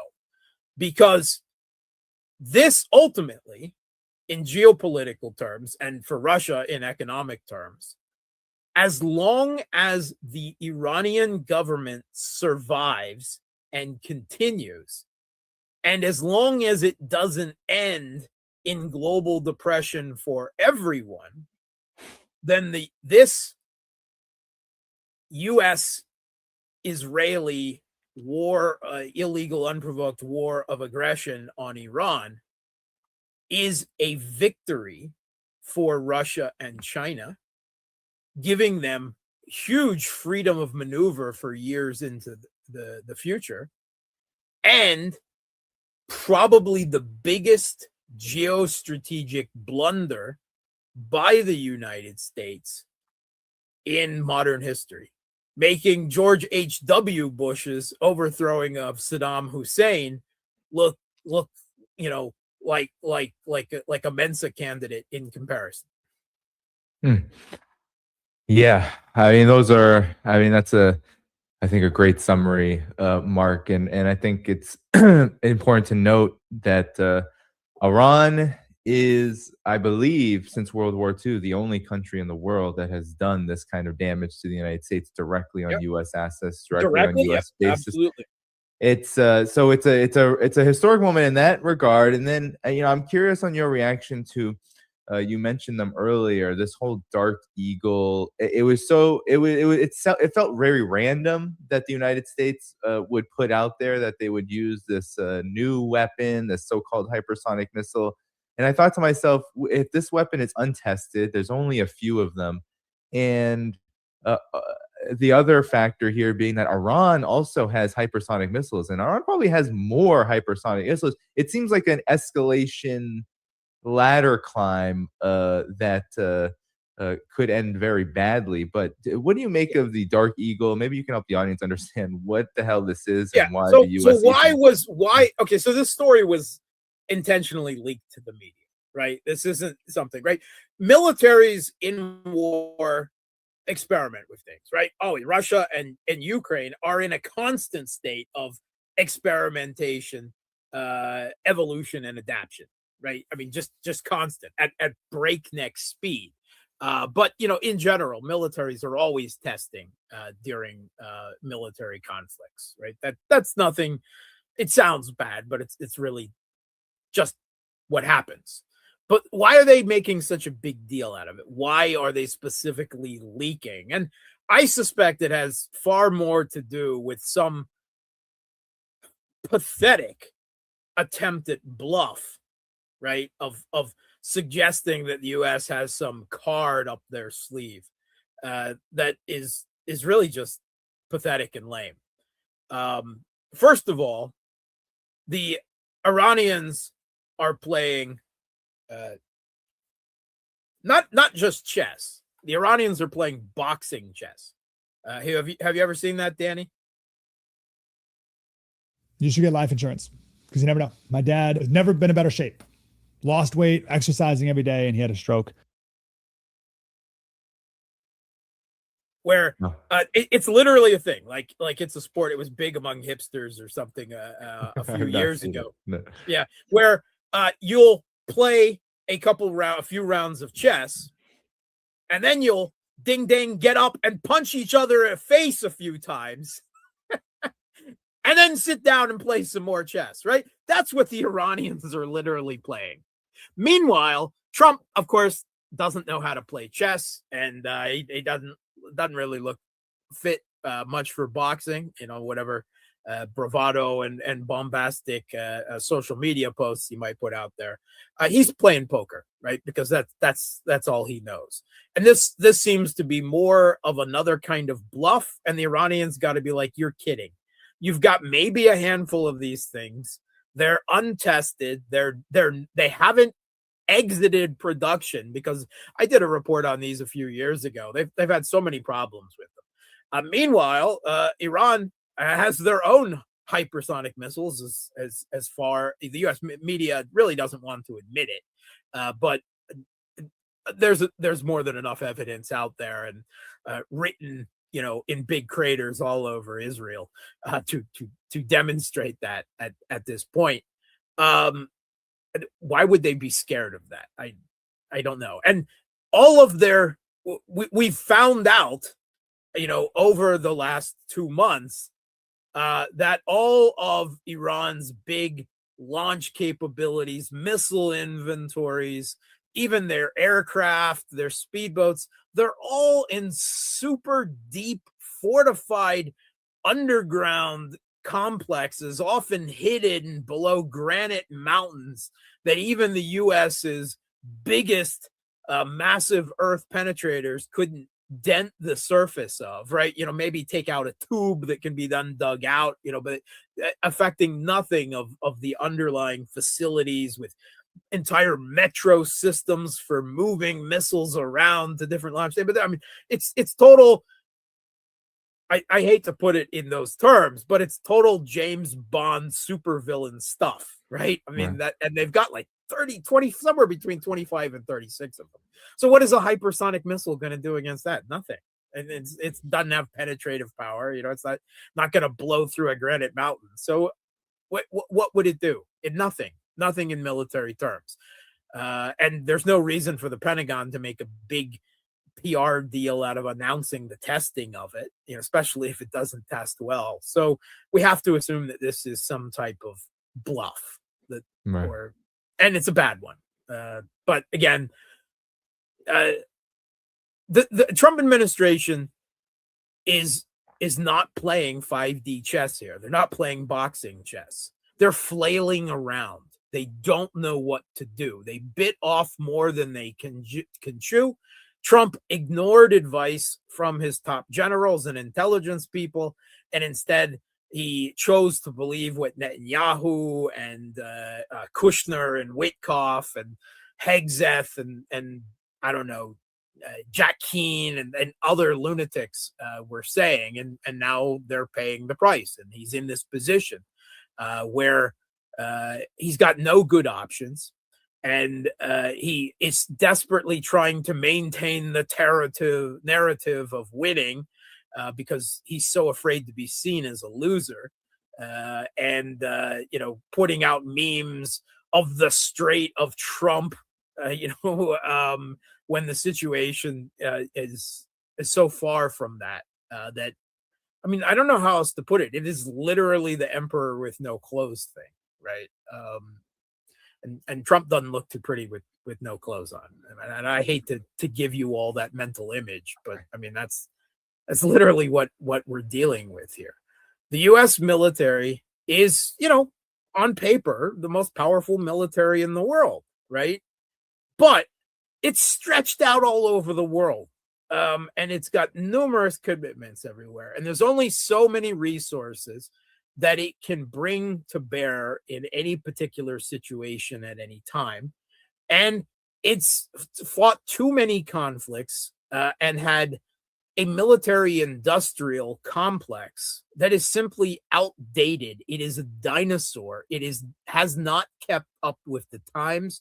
It's bloated. It's practically monopolistic. There was 2 pieces out by the New York Times in the last week or so. The first one, well, actually, it's the second one, but the first one, the New York Times, by the editorial board, the U.S. military was losing its edge. After Iran, everyone knows it. This is a huge admission by the preeminent paper of record in the United States, right? That the U.S. spends $1 trillion or more a year on its military, and that it's not fit to task, that its military industrial complex is not fit to task, that it has not evolved with rapidly changing military technology, drones, AIs, that it is too monopolistic and unadaptive and just incapable of manufacturing and production to scale. A huge admission. And then they had another piece out, the New York Times. Russia is building tomorrow's war machine. And this is the exact opposite of that. They here admitted that Russia has developed the exact opposite. that they have a decentralized, innovative, rewarding military-industrial complex that focuses not what looks great on paper, right, or brings the most money for a military-industrial complex conglomerate, but is the most pragmatic and capable of production to scale military equipment, and how that their innovations with drones, with AI and AI targeting, are just leaving the U.S. in the dust. Much less, then we want to talk missiles and hypersonic missiles and these new exotic strategic components like the Burevestnik and so on. It's damning. So the New York Times, in the space of a week, all right, and we can extend this to Iran, right? Because a lot of Russia's innovations that they talk about and Russia's own wonder weapon, the Guran, that is based on an Iranian design provided as part of their strategic partnership to Russia back in 2022, at the beginning of Russia's intervention in the Ukrainian civil conflict. They have then mass produced it themselves, and according to this article, had 30 major innovations on that in the last 5 years that have been produced to scale, then creating a whole range of Gurans with different capabilities, high-end capabilities. And we're told that Russia has provided advanced drones and the tactics for using them back to Iran to pay them back, and that has been one of the things that has been damaging those U.S. military bases and taking out radars and so forth. This is a huge admission of that. The hegemonic giant is down on one knee. It's behind the times, right? They say it right out. Russia has a future war machine, and by extent, Iran is, obviously well in that direction as well. And we don't even want to talk about what the Chinese are doing. And the U.S. is an aging dinosaur, right?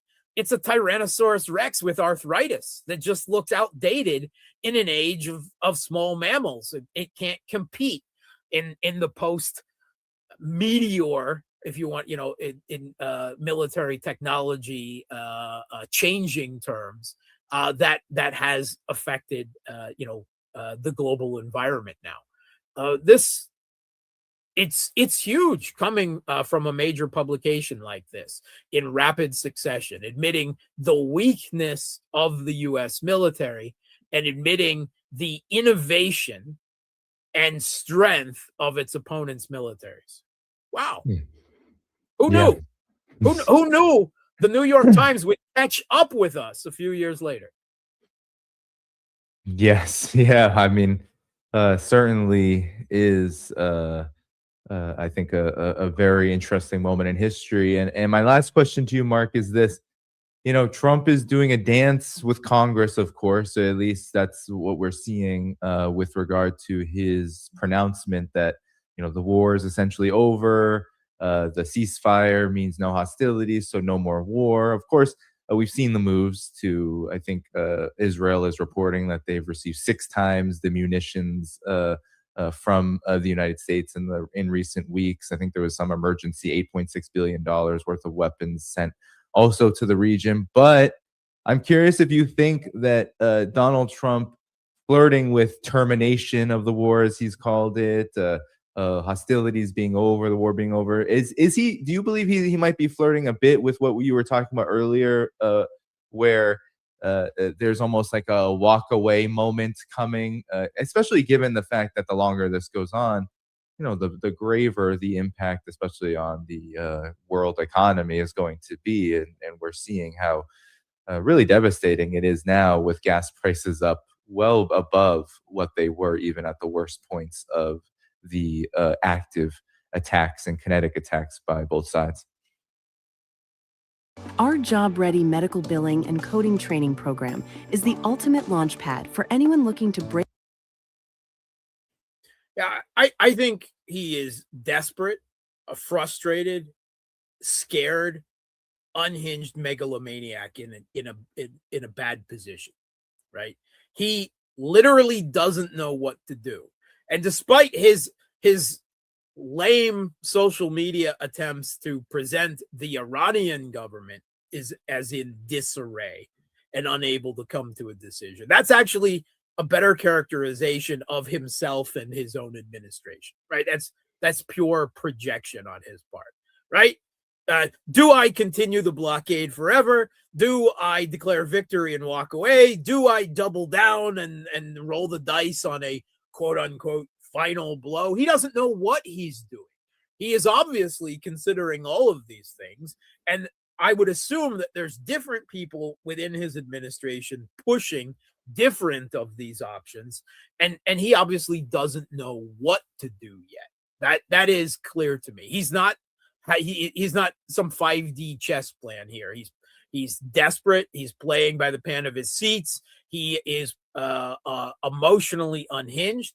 There was an article, I believe, in the Washington Post a little over a week ago about Trump's fears, where hidden in that article, they admit that during this BS, quote unquote, saving Colonel Ryan, the weapons systems officer, totally not a failed special forces nuclear enriched uranium snatch and grab operation, that the Pentagon asked Trump to stay out of the Situation Room because he was too emotionally and mentally unstable and would just mess things up.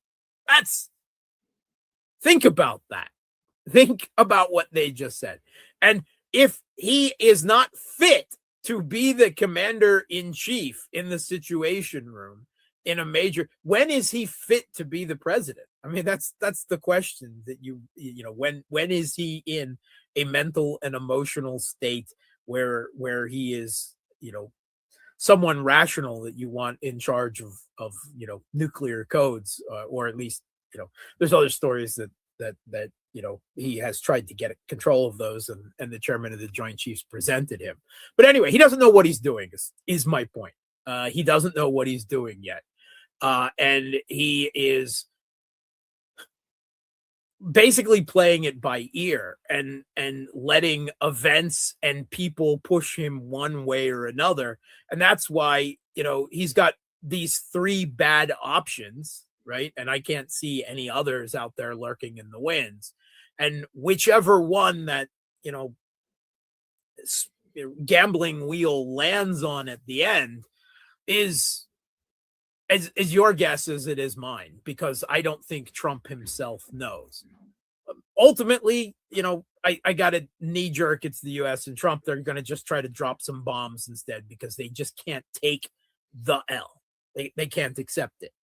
And that's really the only other thing that they have. But, you know, we'll find out. If they do, then it will be doubling down on their epic failure geostrategic blunder. And it will just hasten the growth of the multipolar world and the erosion of the hegemon. Maybe to agree that no one could have foreseen even a year ago. Yeah, well, those are great points, Mark. You know, I think it's a great place to stop. I wanted to make sure people knew that in the video description below after the show, they can check out your Boosty account and support your work, because you do a lot of independent work yourself. So definitely do that. Mark, do you have anything you want to say?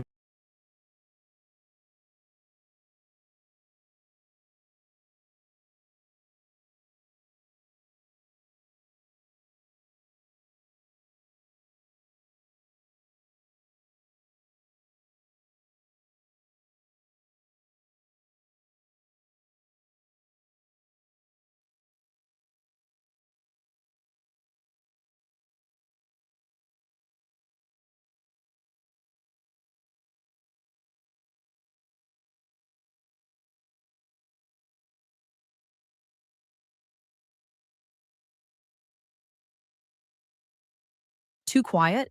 Turn your sound from 100% to 600% with Volume Max. Just hit Add to Chrome. You know what? I hope they don't have a heart attack, in quote. Jokingly, but at the same time, there's a message behind it.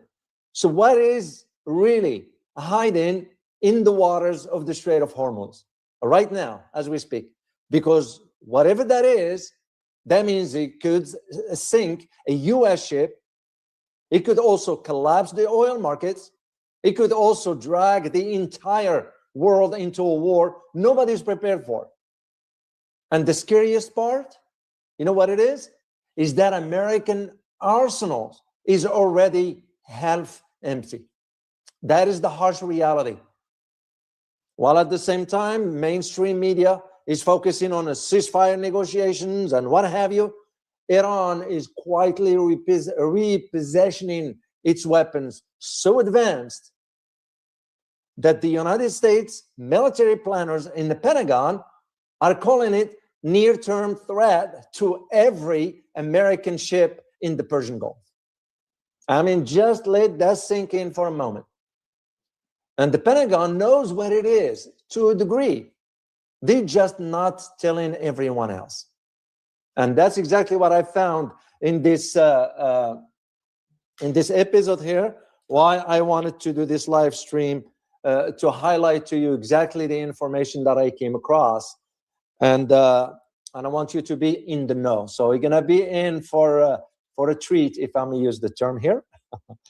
And I'm gonna be sharing with you some clips as I move forward, like I've always been done here. So now, here's the thing. In the next few days, what we're gonna be looking at, we're gonna be looking at tackle Donald Trump. I usually don't like to, but anyway, we're going to be looking at Donald Trump sort of forced to make a decision. And this is a decision about what? Whether to strike Iran or not. But at the same time, knowing that something beneath that Strait of Hormuz, Tehran has a weapon it has never used before. We already seen, for example, oil prices crossing $107 a barrel. By the way, it was someone from the community posted a comment. I remember seeing it. Gas in San Francisco is about $6, over $6 a gallon. Right here in Texas, usually I called and I found out that is about $4 almost. So you can tell the prices are going up. And above all this, I have at the same time something else happening in the Pacific. And what that thing is that China just doubled its naval forces around Taiwan. So one wrong move, and this stops being the Middle East war. One wrong move. Why? Because it will become a world war. That is the whole idea of why. Now, when we think about what the Iranian general is saying, or the admiral, I'm sorry, makes me pause. I am not jumping to conclusions right away by saying there must be something underwater. Maybe, maybe not. But what gives me more confidence to say that might be the case is coming from an Iranian naval officer.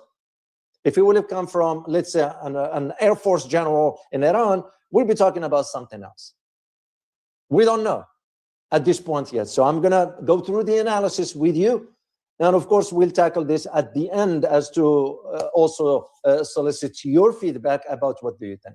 Well, so far, here is what we have. We have the Iranian Navy commander, Rear Admiral Shahram Irani. That's his picture right here. Which on 29th of this month, which was 2 days ago, stated, and I quote, Iran would very soon confront the enemy with a weapon it is deeply afraid of, adding that, enigmatically, that it is right next to their ear. Of course, we're not going to understand. A lot of people in the West will not understand this kind of subtle language in the culture, in the Persian, for the Persians or in the Middle East in general term. So the Western audience might not understand what he meant by sort of, it is right next to the ear. And jokingly, he added that, I hope they won't have a heart attack, end quote. So those are subtle messages. And the interesting thing about is that Irani, the rear admiral, did not name the weapon specifically. Of course, it won't make sense, but the statement was deliberately cryptic and designed to intimidate or make the Americans think. Because what we have right now, we have defense analysts in the Pentagon, and even the media here in the US that is associated with the government, all their reports, all their analyses are pointing to several leading types of weapons.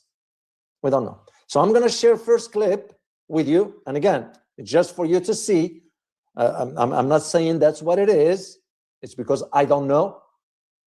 But once whatever I share with you as I move forward will make more sense to you. Let's take a listen here, please. And actually, there's nothing to listen to. It just, you see the, there we go.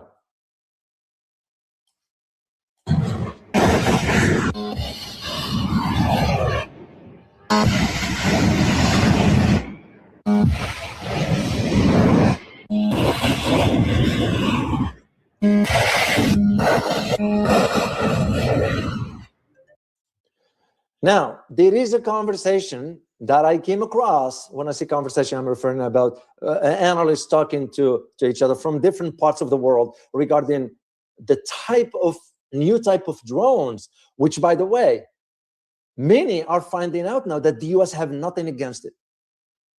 Could it be that weapon? Maybe, maybe not. We don't know yet. So, and I also found an article, which I'm going to post for you here in the chat box that you can read later on, regarding this particular clip you just saw. It gives an idea of really what's going on. So here is what the experts believe. When I say experts, I'm referring to those in the military realm. We're looking at the first type of weapons, which is called al-Hut. Find affordable housing near you. Select your state, then your city, and you can. That's this is it's a Persian for whale. That's how it's known. Why is this interesting? And this is called the super cavitating torpedo. So you have defense experts now believe that the reference could be to this particular type of torpedoes. Why? Because it is a high-speed rocket torpedo. And it is believed to be among the fastest underwater weapons. Iran is thought to be only the second country after Russia to field this super cavitating torpedo, similar to the Russia VA-111. And I have a picture of the Russian model. This is the Russian model right here. It's called the VA-111 Chagval. So, unlike the conventional torpedoes that travel between 60 and 100 kilometers, the Hut, or the Iranian version, this one can reach a speed of over 360 kilometers underwater, enabled by supercavitation technology that creates a gas bubble around the weapon, drastically reducing drag. That makes more sense to me, at least common sense. If the statement's coming from the rear admiral, that means we're talking about a naval weapon here, something underwater, which will be catastrophic for the Americans. Because, by the way, I made decision, I'm going to share the video with you, and I'm going to do the translation for the one that I said part of it is AI, part of it. Well, guess what?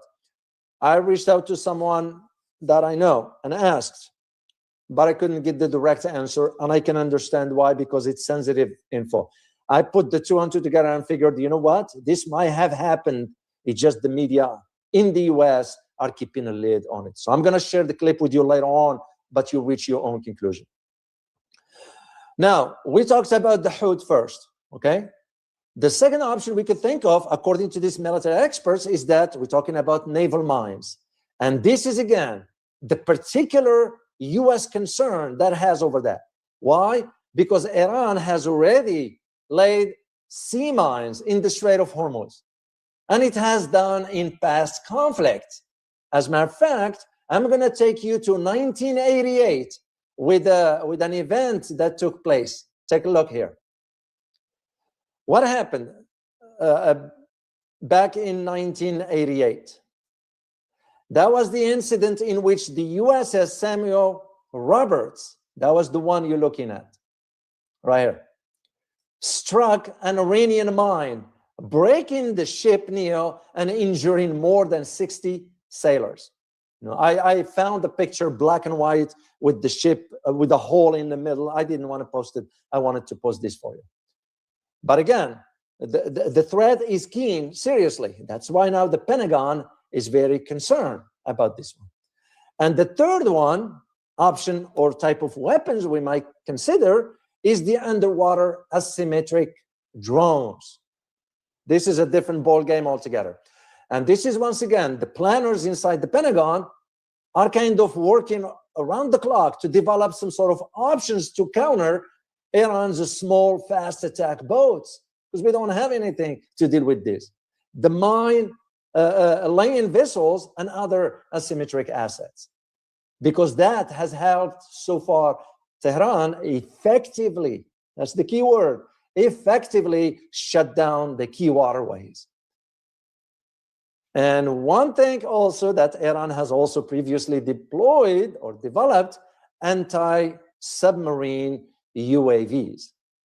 I am going to go even farther than this and bring one picture for you, and you can read between the lines. Take a look at this. What are you looking at? You're looking at the Chinese DF-21. Those are the anti-ship ballistics. I mean, think about it. A US aircraft is not getting closer to the Strait of Hormuz. They're staying far away. They're staying in the Gulf of Oman from the other side, the Arabian Sea and the Indian Ocean. They're not getting closer. So the broader context for all this is that Irani, the rear admiral, let me put a picture here. His name is Shamhan Irani. Irani's comments coincided with the renewed focus on Iran's undersea warfare capabilities. And should I remind you about another statement Iran made, which is within its reach to go ahead and cut the cables? Internet. That's another option Iran has. Will they do it? I don't know. I don't know at this point. But suffice it to say that Irani comments coincided with this renewed focus on Iran undersea warfare capabilities, with officials now in Iran hinting at this new weapon, because tensions with Washington are escalating, and the ongoing of the blockade of the Strait of Hormuz and so forth. So, of course, Iran has not officially disclosed what the weapon is, and rightly so. So the vagueness of it is part of the psychological messaging also. And I believe, as an analyst, I will say that this is a combination of deterrence, signaling, and a reference to existing asymmetrical naval capabilities. And with the supercavitating hood torpedo being the most widely cited candidate. That is, again, where I see the argument for this one here. So what I'm going to play for you here, and I'll do the translation. This is a reporting from Washington by a correspondent from Al Arabi TV, and I've been sharing some clips with you from that particular platform, and I verify their information is accurate. It's not some just whomever talking here. So what I'm going to do is I'm going to do the translation for you, and we'll play it for. It's not that long. It's not that long. So let's take a listen, please. So what he's saying, not listen, I'm sorry, because I'm going to do the translation for you. Axios is reporting, citing sources it described as well-informed within the Central Command, that there are plans to launch a swift and powerful strikes against Iran. This comes at a time when Donald Trump is speaking of ongoing contact with the Iranians regarding negotiations, alongside the talks that Trump actually favor a strategy of economic blockade. And given this conflicting report, is it at all clear what does the president actually intend to do? That's the question the broadcasters is asking. And the answer came in a formula. It is not entirely clear, however. The various sources, despite their diversity, tend to converge on a certain point that we can regard as the most plausible or probable scenarios. Yet, there is a heightened state of American readiness. Yes, the possibility of a return to combat operations is indeed being raised, and this outcome has become increasingly likely, particularly following the report cited by Axios, which stated that the US military command has finalized all plans for strikes that, while potentially limited in scope, will be powerful in impact should combat and military operations resume. It stands to reason that the United States did not deploy aircraft carrier, or more specifically, a third aircraft carrier alongside additional naval assets and troops, merely to have them remain in a state of standby readiness, or simply to maintain control over the strait. Operationally speaking, the US naval assets already present in the region prior to the outbreak of hostilities before February were sufficient to enforce a blockade on Iranian vessels and port. Today, Donald Trump stated that he is continuing talk with the Iranian side. His reference likely alludes to the telephone conversation, the established line of communication between Steve Witkoff and Abbas Araghchi, the Iranian deputy foreign minister. Furthermore, his remark that all Iran needs to do is say they surrender may perhaps signal the possibility of a diplomatic breakthrough regarding the Strait of Hormuz, a waterway that has complicated calculations technically, operationally, and militarily, just as it has complicated the political landscape ahead of the upcoming round of negotiations. So, and this goes further to the point where he talked about the postponement of the discussions. And here is where the key that I need you to understand. Just moments where the commander of U.S. Central Command, Admiral Brad Cooper, indicated that U.S. forces continue to carry out their operations. The number of vessels that have been diverted has now reached 42, representing the total count of announcements of the naval blockade imposed on the Iranian ports and vessels. So, do you mind if I ask you a couple questions? Sure. So real quick, what's your name? Ian. Do you have any idea where your family comes from? Very. So I just wanted to at least share this with you to let you know where things are. And I'm not going to play the entire clip for that, because I need to move to my own analysis as to where we're going with this. And the way I'm looking at it, I'm going to provide you two perspectives, one from an Iran perspective as part of this analysis, and the other one from the US. And the question that I'm going to ask as part of this analysis is Iran bluffing? Okay, and it's worth asking. And I'm going to break it down for you. Then we'll do the American side, and of course, you decide for yourself. If we are to say, well, are the Iranians bluffing? Some will say partially, but not entirely. And here is the thing. On the secret weapon, specifically, the vague of the theatrical language of it from Admiral Shamara Irani, from this individual here, has clear hallmarks of psychological sort of warfare. It's part of the game. Anyway, his comment that the weapon is right next to them fueled speculation that we're talking about an advanced underwater platform. But he offered no specifics, which is a classic sort of deterrence signaling tactic designed to create fear without revealing actual capabilities. And if we are to say, well, if Iran is bluffing, here is where the facts matter. However, Iran, previous incidents has backed up some of its threats. In other words, when they issue the threat, they follow through. They followed with action throughout this conflict. They've done it before. Look what happened to the Israelis when they attacked Iran, and what Iran ended up saying: if you attack, we will attack you. And Iran followed it right away. So Irani, the rear admiral right here, Irani cited as many as 7 missiles, 7 operations against the aircraft carrier Abraham Lincoln, which prompted me personally to now, I kept that information and I reached out and called to find out. And when I get the answer that is not as clear as it can be, is because the classification is still sensitive. The individual I reached out to deal with this world of the government, and I kind of understand. And now you have this rear admiral saying that 7 missiles have attacked the aircraft carrier Abraham Lincoln.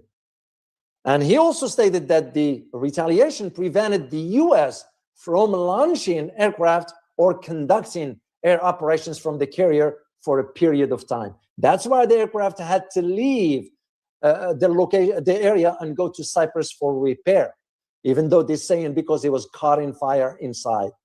I am starting to have doubt about the report from the Pentagon. And that's not a bluff, by the way, on part of Iran. Iran has been willing to strike US assets. And I am not, it's not me who's saying this, just me, basically. I read the analysis from a global security organization. And I'm going to provide you the link here for this particular, you can read it later on. Where Iran has shown real leverage is in the Strait of Hormuz. That is the key as part of, that's why I'm saying they are not, Iran is not bluffing when you think about it.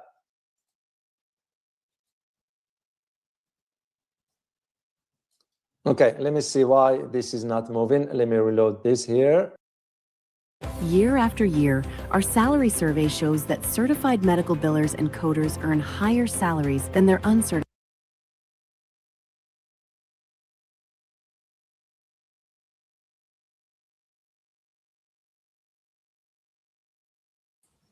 There we go. I don't know what happened. My screen froze for a second. It's almost like the norm now. Anyway, to go back to my point about the Iran shown real leverage is in the Strait of Hormuz because it has discovered a new leverage in its control of the Strait of Hormuz. It's Iran that controls it, not the US. So, and again, this is where you think there is no confirmed evidence of major damage to Iran's overall nuclear facilities. And that in itself suggests that Iran's nuclear deterrent may be more intact than the US claims, meaning that some Iranians' threats still carry weight, including this one by the Rear Admiral Shamha Irani. And I'm trying to be convinced now. If we go to the other side, the American side, is Trump bluffing? Well, increasingly, most analysts from both sides of the Atlantic, we all, if you ask them this question, they're going to say yes. But some will say, oh, no, he only bluffs on the deadlines. Now, I don't buy that. I think Donald Trump just bluffs. He bluffs a lot. So the pattern is striking and well documented. Trump set a deadline. Remember when last time he said, oh, I'm going to give you 48 hours. He set a deadline demanding Iran open the Strait of Hormuz and cut a deal. He then re-upped the deadline saying Iran had 48 hours before the hell will rain down on them. Then he backed down. And despite Iran not cutting a deal, or opening the strait, Trump gave in another day when he stated during Easter, remember? And he said, I remember him saying, and I'm paraphrasing here, it is not appropriate the day after Easter to strike, whatever. I remember him saying, I want to be a nice person. That's pathetic. That's pathetic language coming out of a president. But why Trump is bluffing? You think about it in these terms. Because if you look at his predecessor, not even his the Biden, but before that, even before that, Obama back then. What did Obama do in Syria? Remember, he declined to enforce his Syria red line. And here is the irony, is that Donald Trump spent years criticizing Obama for it. Now, what analysts are saying is you could certainly forgive Iran for concluding at this point that Donald Trump simply doesn't want to follow through with his threats. I looked at different think tanks that deal with this kind of the global security aspects of it. And majority of them can confirm or concur or agree on the idea that overall US actions has not provided the display of strength the Donald Trump administration was hoping for.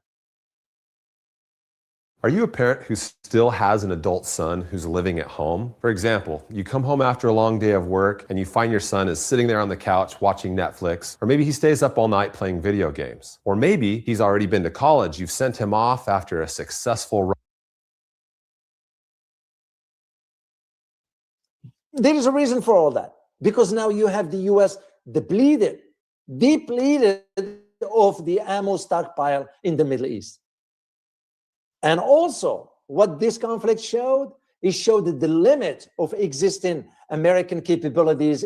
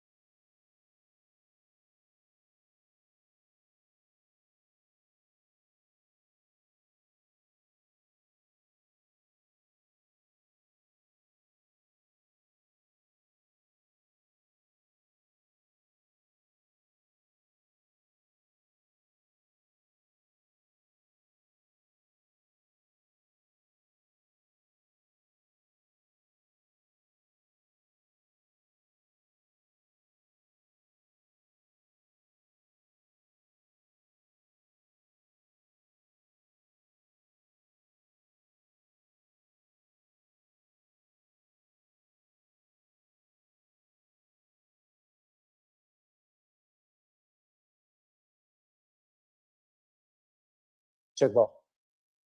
So I'm starting to be more convinced because evidence shows me. So they are not just signaling, but they are backing that up. So, but Iran has proven it can and will use force if it needs to. Donald Trump deadlines have repeatedly slipped, come and go, come and go, come and go, to the point that now you have majority of analysts are beginning now to interpret it as a sign, you know what, that he prefers a deal instead of resumption of war. I mean, make no mistake, the military option will remain genuinely on the table, because Iran's own parliament advisors have called Trump's ceasefire extension a ploy to buy time, and rightly so, for a surprise attack. And that in itself suggesting that Tehran is not sure how far he will go. And that mutual uncertainty is precisely the point and the danger at the same time. That is the way I see it playing out moving forward. If the truth matters to you, hit like, subscribe, and tap that bell. No spin, no agenda, just the stories they don't want you to know. Don't watch from the sideline. Be part of the movement. Your support keeps the truth alive. Thank you. Indeed. Now, for me, and again, I speak for myself, I'm thinking outside the box. I'm even going as far as saying, what if? What if? We don't know. What if? We're talking about the advanced types of Hadid 110, which is a really an upscale type of drones that the US has nothing against it to deal with. All these are possibilities. And this compel me to ask the significant, the most important question. How significant is Admiral Irani's announcements? Because you won't do things in a vacuum. Has to be a reason for it. Highly significant. And for several reasons that go beyond just the weapon in itself. Because the announcements matters less as a disclosure of a specific military hardware and more as a signal of Iran's strategic posture and resolve at a uniquely fragile moment. That is the importance and significance of it. And of course, this comes against the backdrop of the publicly announcements that this weapon are deeply sort of afraid of. That's what the enemy is going to be. Because it serves three key points. Number one, it raises the psychological cost of renewed US strikes. Number two, it signals to Iran's domestic audience that the Navy has unrevealed reserves of power. And three, it directly communicates to Washington that breaking the current ceasefire stalemate could trigger an unknown escalation. So the timing coming as the ceasefire strain and the US military is actively drawing up a new strikes plan makes it anything but a routine posturing. That is, to me, where the importance and significance of it. And of course, you have the geopolitical and the security ramification of renewed US strikes. Should the US attack Iran again, Iran's going to have to deploy these particular weapons, whatever this weapon turns out to be. And the consequences will ripple across every major dimension of global security. So let's start, and I'm going to share two or three parts of it. The first one has to do with the energy and economic catastrophe that will deepen even further. The damage done so far has already been historic. When you consider about the head of the International Energy Agency describing what's going on right now as the greatest global energy security challenge in history. And so, of course, following the closure of the Strait of Hormuz, Brent crude surged past $120 a barrel. And that in itself, just for example, some countries, they forced Qatar Energy to declare now force majeure. Force majeure, which is a legal term. Basically, it's a contract clause that is freeing parties from liability when unforeseeable events beyond their control, like natural disasters, war, pandemics, and what have you, make performance impossible or impractical. Qatar is being forced to do so. On all exports, by the way, not just gas or oil production in countries, the Gulf, like Kuwait, Iraq, Saudi Arabia, United Arab Emirates, collectively have dropped at least 10 million barrels per day. So a renewed strike, in my opinion, that triggers Iran full naval response, including mines, swarm drones, and whatever this new weapon is. So we'll be looking at this. We'll be looking at this one here. Once more with feeling.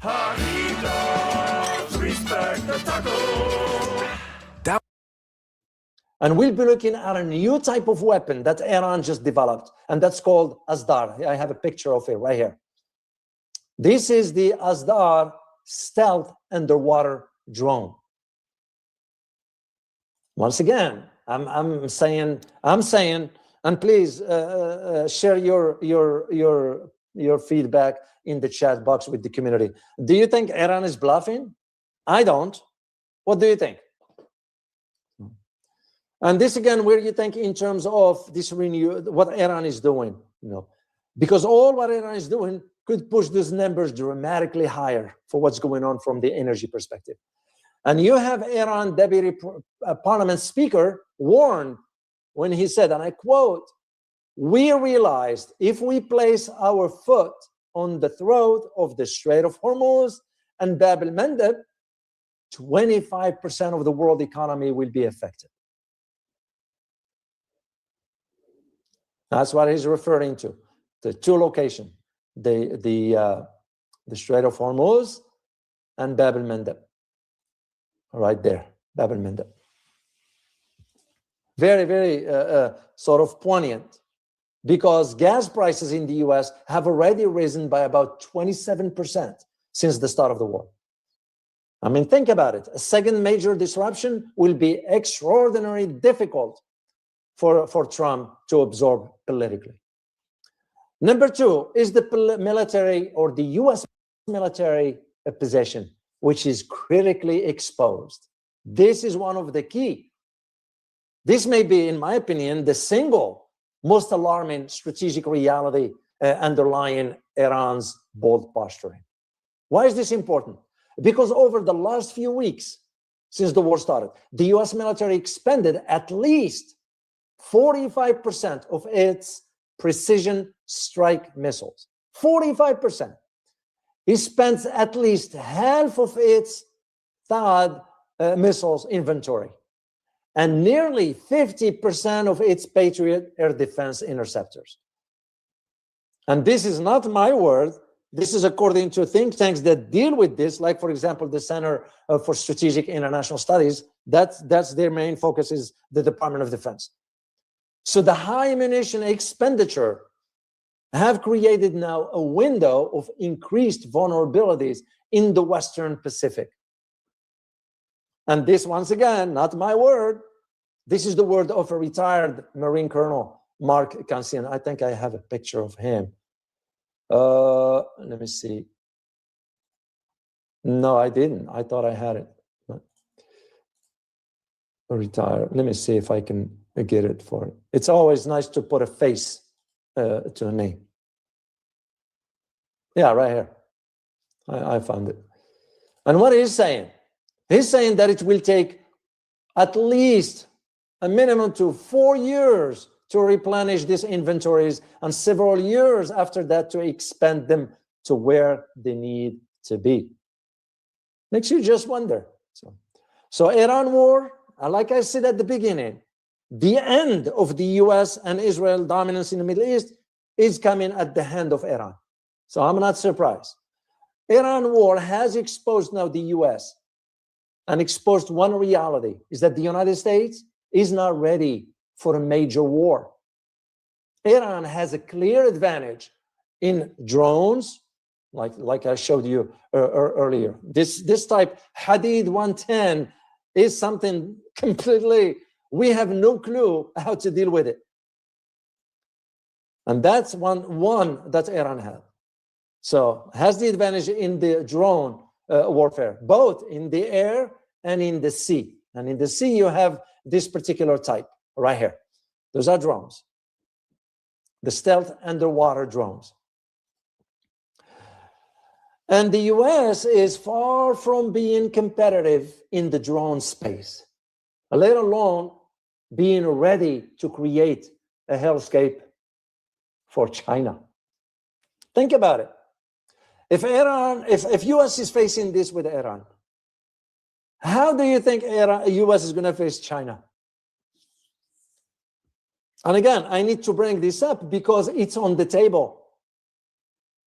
So if Iran's secret weapon turn out to be an advanced underwater drone system or a supercavitating torpedo, and it succeeds against a US Navy assets, think about the political and strategic fallout from this. It will be enormous. It will be enormous. And of course, to China, this will move it forward. Some analysts use the term China will be emboldened. China is not about that. I don't believe in that terminology. China will be emboldened about what? China has its own capability, and dare the US to ever threaten China. As we speak right now, they are circling Taiwan. Nearly doubled their presence, around 50 vessels to more than 100 in early April. And that is why you have to think about it strategically. A second round of intense fighting in the Persian Gulf, especially one that results in the US naval losses, which are most likely, that in itself will send a message, unmistakable signal to Beijing about the limits of the American power projection. And the number 4 will be the nuclear question becomes far darker. That is why I am not ruling out the possibility of something like this also, because it's worth considering. Iran does not yet have a nuclear weapon, at least to my knowledge. Maybe they do, maybe they don't. And I can't, because I don't know. Simple as that. We'll leave it at that. But here is what I can tell you as an analyst. What I can tell you is that Iran has the knowledge and Iran has the infrastructure to produce at least one in a fairly short order, should the leaders decide to go forward with it. If Mujtaba Khamenei gives the order, they're moving forward. And that is why I am leaving that possibility there. A resumption of intensified US campaign, especially one that will kill civilians or military leadership or what have you, could push now Iran new leadership towards crossing this threshold by saying, let's do it. Because they have the knowledge, they have the capability, they have the infrastructure. That's the way I see it. And I characterize this, once again, this Iran strategy as a nuclear hedging. That's how I categorized it. So developing the technical infrastructure to assemble a weapon on such a short time while stopping short of actual production. Because if Iran is cornered with nothing left to lose, that will change the calculus completely.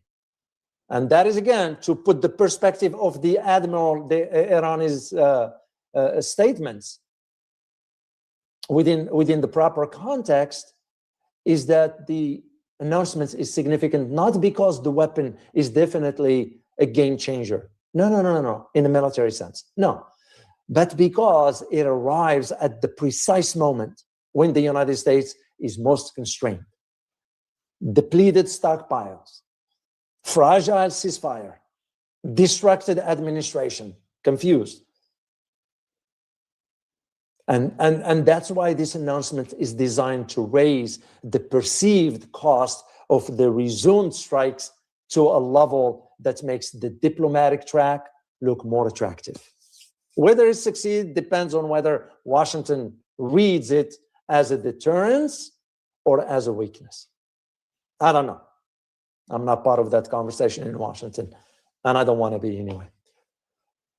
So to ease with which Iran has used now the drones, the mines, the cheap missiles, sort of to obstruct the Strait of Hormuz, suggests that the United States can no longer guarantee freedom of navigation.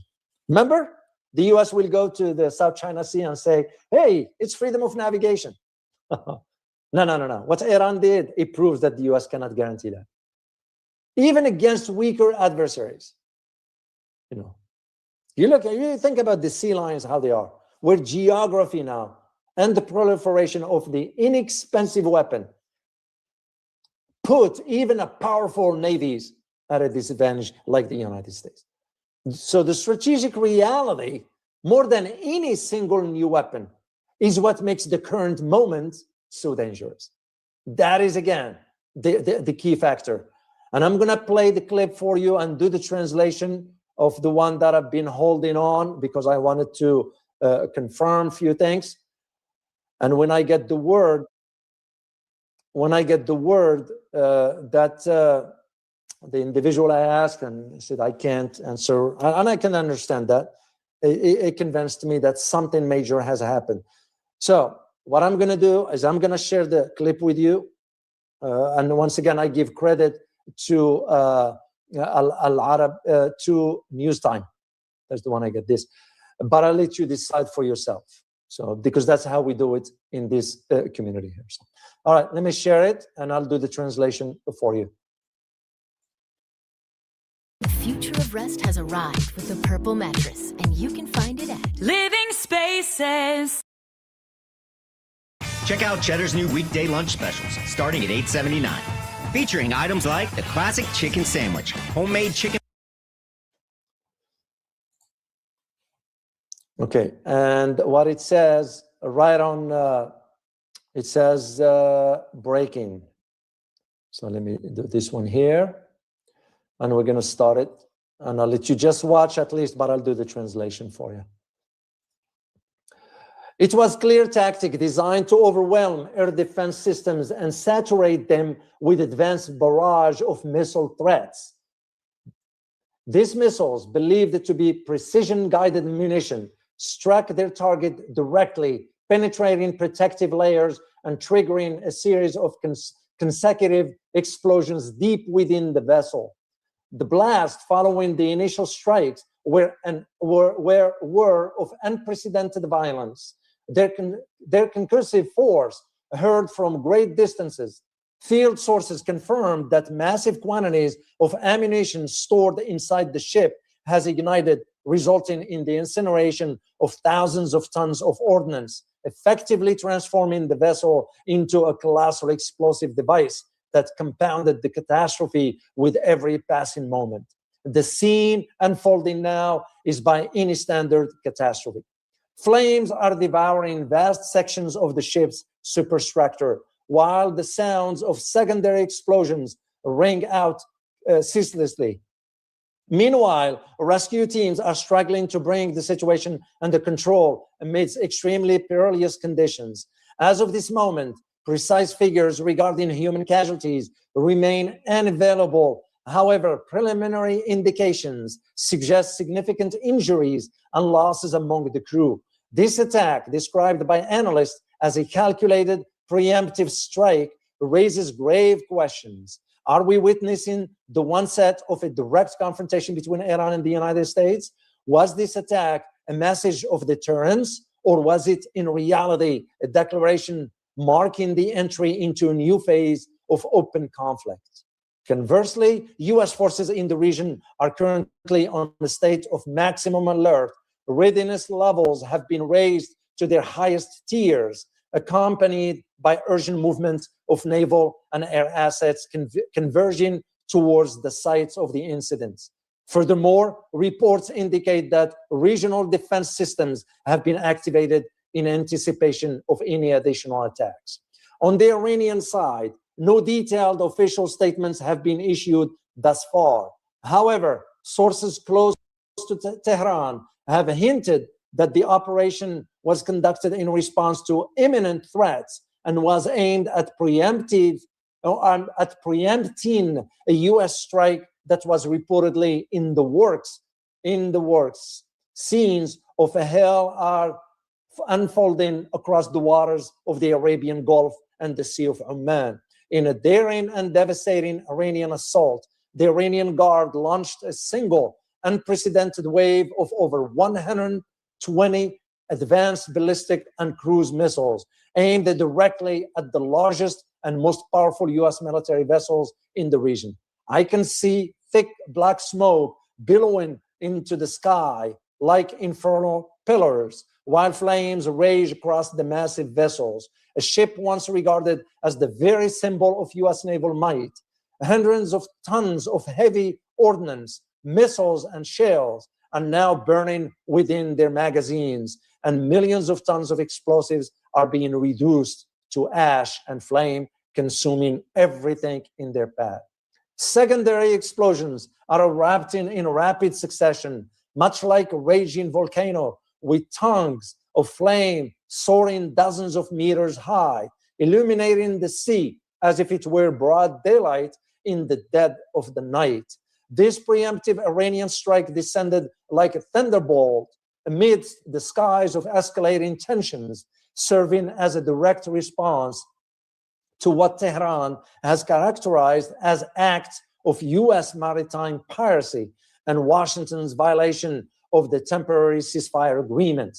Right before my eyes, I am witnessing swarms of missiles launching from the Iranian mainland and from mobile maritime platforms are breaching US air defenses with astonishing speed. Some have successfully penetrated the missile shield of a colossal vessel, triggering massive fires and inflicting severe damage upon its production system, its propulsion systems, radar arrays, and primary munition magazines. The American ship, representing the pinnacle of Washington's naval arsenal with its immense sea size and its dual nuclear and conventional capabilities, now lists precariously under the weight of these strikes. I see plumes of smoke billowing from the deck, and the wailing of sirens rises above the screams of the crew members struggling desperately to contain the unfolding catastrophe.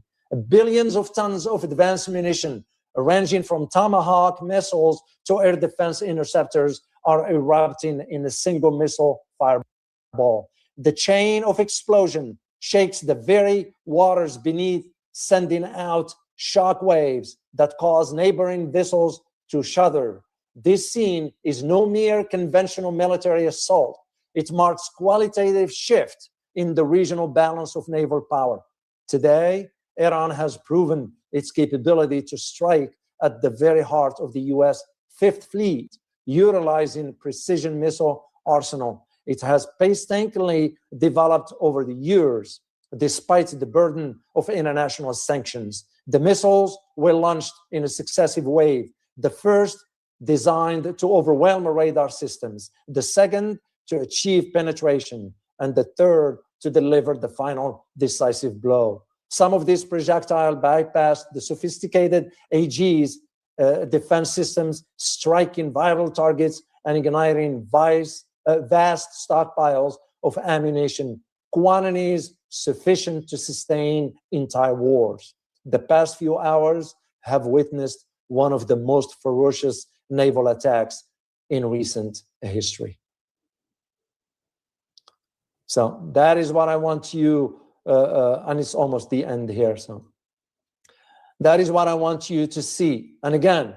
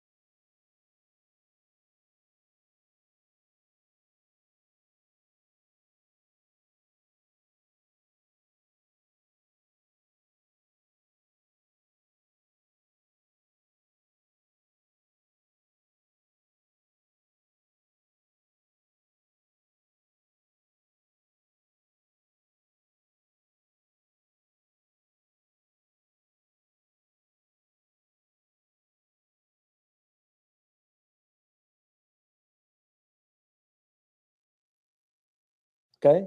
And oil prices of a barrel that crosses $107. And you have China that is doubling its naval presence around Taiwan, but also the possibility of sending the DF-21, and two heavily armed adversaries who have both repeatedly shown they are willing to pull the trigger. The Strait of Hormuz is no longer just a waterway. It is a pressure valve of the entire global economy. And right now, both hands on that valve belong to Iran, not the United States. So the real question before us is never about whether Iran has a secret weapon. Yeah, of course it does. The real question is whether the world has a plan for what happens if this ceasefire fails. Because based on everything that we've seen, I shared with you, nobody knows and nobody does. That is the important aspects of it. And here is what I want you to know.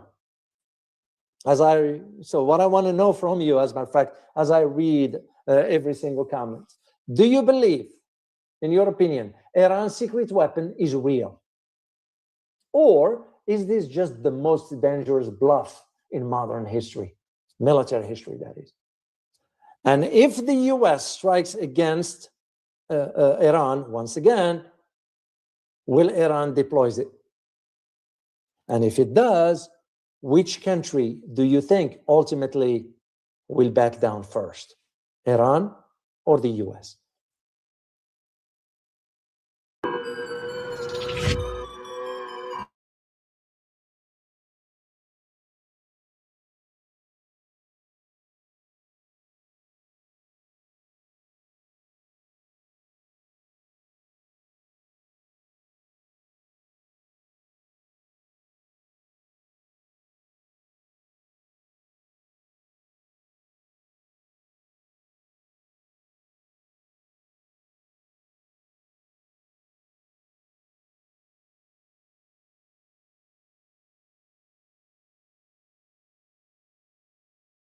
And what we're going to talk about is the U.S. Maybe at least intent to temporarily extricate itself from the debacle in the Persian Gulf, and the reason that they can't. And a lot of people are saying Trump should just walk away. And you know what I like to say, if he would, he could, but he can't. So he won't. But why? What are the reasons that Trump can't walk away? Now, initially, one may talk about the domestic issue, right? Which is legitimate, and it is a factor, but it is not the deciding factor, I think. And that is, of course, that the ideology of Zionism and the importance of supporting Zionism has become a foundation, shall we say, of the U.S. political class, right? That it's like they kind of understand that if the U.S. doesn't dominate the oil-rich region of the world, that the U.S. Is not the same kind of empire, right? That it is critical for them to dominate the oil-rich region of the world so that they can at least threaten other countries. So I think a combination of their understanding of the importance of the U.S. being a world hegemonic imperial force, which it isn't really like it used to be, still very powerful, but not nearly what it used to be. And with the infiltration of powerful Zionist entities into the U.S. political class and the entire political system, so that Zionist billionaire money and Zionist money is the deciding factor in a lot of our,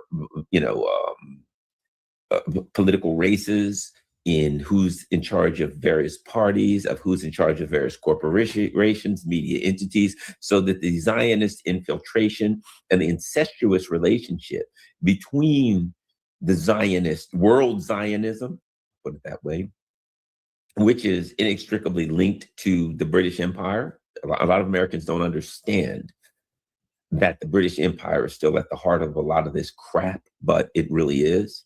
They think it's just a little island that went away. It's not that easy. But at any rate, So there is the domestic factor, or there are the domestic factors of world Zionism having gained a foothold in U.S. political, economic, public relations, media, power, and authority. Right. So if the U.S. quote, if the political class looked at this and wanted to walk away and said, man, this ain't working for us, we need to get out of here, they'd have to answer to their corporate masters. They'd have to answer to their donor masters. They'd have to answer to people who can make or break their career. So there are a lot of people saying, I'm in Congress. Look, I had a member of, I used to do stuff, shall we say, on Capitol Hill. And I had a former member of Congress tell me, yeah, the AIPAC got me out. That he wouldn't go, he was not a pro AIPAC guy. And he was pretty much told, you're going to have to go. And AIPAC's coming after you and they're going to be successful. I had somebody tell me that, a former member of Congress whose name I won't mention. And I'm not saying that that person's hands was clean, because that person left Congress and they went out and they traveled around the world and they made a whole lot of money in ways that I wouldn't do, right? That I wouldn't approve of, and probably neither would you. That's okay, that's life. But that's why I don't have that kind of money, because was never willing to do that, never willing to cross that Rubicon. But at any rate, but here's the bottom line: the information was valuable because it was just another reminder of what we already know, and that is that the Zionist, imperialist kind of dominant powers in the world, financial powers in the world, do have the ability to maintain a level of consistent support for Israel, regardless of the political pressure that comes from the masses, the working class, of the people, we the people, however you want to put it. Okay. So that is a factor, but I don't think it's the deciding factor, but I think it's a powerful factor, right? But I think there is so you would ask, Garland, what is it? Okay, not just a US factor, but there's a world factor here. And I'm sure if I can figure it out, I'm sure that the people in charge of things can figure it out. Okay, here we go. You have these Gulf monarchies, right? And a lot of that money is, what's the word I'm looking for? Stolen, laundered into the American economic system through banks and industry. A lot of them is laundered through the American political system through corruption, right? It's not just the world Zionist entities out of Israel and other places that have a lot of money that are laundering that money into our political system, but also these Gulf Coast monarchies, these little statelets that were created by who? Oh, yes, that's right. They were drawn up by England and some of them France, Sykes-Picot Act. But the colonial powers in Europe created these Bahrain and, UAE and, Saudi Arabia, the House of Saud, right, et cetera. So they are economically linked to Western banking, et cetera, stock market, et cetera. Trillions of dollars have gone into these things from them. They've bought lots of, they've taken out a lot of these, bought a lot of the U.S. bonds. So they are creditors for the U.S. empire. And here where we go. Remember this part. Booyah, I found it. The perfect condo. But boo-hoo, I was out of the country. And not to fret, my Frost banker drove right. A lot of their infrastructure has been severely damaged, significantly damaged, tens, if not hundreds of billions worth of dollars worth of damage in the infrastructure that allows these Gulf states to pump oil, to refine it, to transport oil, to extract gas from, a natural gas from the ground, to, do the same with this gas, prepare it for transport. They have hubs that they transported, all of this stuff, this infrastructure. Tens, if not hundreds of billions of damage has been done to this stuff, right? Okay, Think about this. It has to be repaired, doesn't it? You got oil facilities, gas facilities, you got ports where where gas and oil are moved. These things are all blown to hell by Iran. A lot of them have to be replaced and repaired and fixed. And I take out loans or whatever from banks and do that. But here's the issue. If the US says we're just going to walk away, now, what Iran and a lot of the world is going to read from that is the US is going to do what it's done. We're going to go away now. We'll come back and attack you again later. Iran understands that. That's why Iran's saying we're going to have to deal with the root causes or else. So if the US, quote, walks away, just walks away, it's going to be a temporary retreat to get themselves together to come back and hit back later. We'll talk in a few minutes about why the US, every war the US gets involved in now becomes existential. They can't afford to lose. But so think about this. You're Kuwait, UAE, etc. You now say, I'm going to spend tens of billions of dollars. I'm going to borrow tens or hundreds of billions of dollars from these international banks to rebuild my infrastructure so I can get going again. But I don't have a security agreement with Iran. And I know the United States is going to come back and attack Iran again. And I know that when the United States comes back and Israel and attacks Iran again, they're going to blow the hell out of this stuff again. And I'm going to spend tens, if not hundreds of billions of dollars. I'm going to borrow this money from banks. And the banks are going to say, here's your $20 billion to fix your stuff, $50 billion, and I'm going to fix it. And a year later, the war is going to fire back up. The missiles are going to come back up, and this stuff is going to get smoked. Can I do that? Will the bank lend you the money? Well, is the bank going to come along and say, here's 10 billion, here's 20, here's $30 billion for stuff that the likelihood is it's going to get blown up again in 1 to 2 years? No, they're not going to lend you the money, and you'd be a fool to rebuild it, right? Well, here's what that means. That means that these Gulf Coast monarchies cannot rebuild their gas and oil infrastructure until they have some kind of a security agreement. They've got to have something that says, I now have a deal with Iran that says Iran ain't gonna blow it back up. Now that deal could look something like this. Iran could say, if you don't host American bases, I won't blow it up. You can sign that. Now, if you are whatever Gulf Coast country, can you do that? I don't know. Maybe you can, probably you can't. But if you want to rebuild this, you got to have a signed deal with Iran. And what's Iran going to say? Iran has already made it clear, I'm not attacking you because I don't like you, because you get on my nerve, because I think you're ugly. What Iran is saying is this: missiles are coming from your country, American missiles, planes are taking off from your country and they're attacking my country. If that happens, I'm fighting back. So I have a legitimate right to attack you if the attacks are coming from your country. Think about this.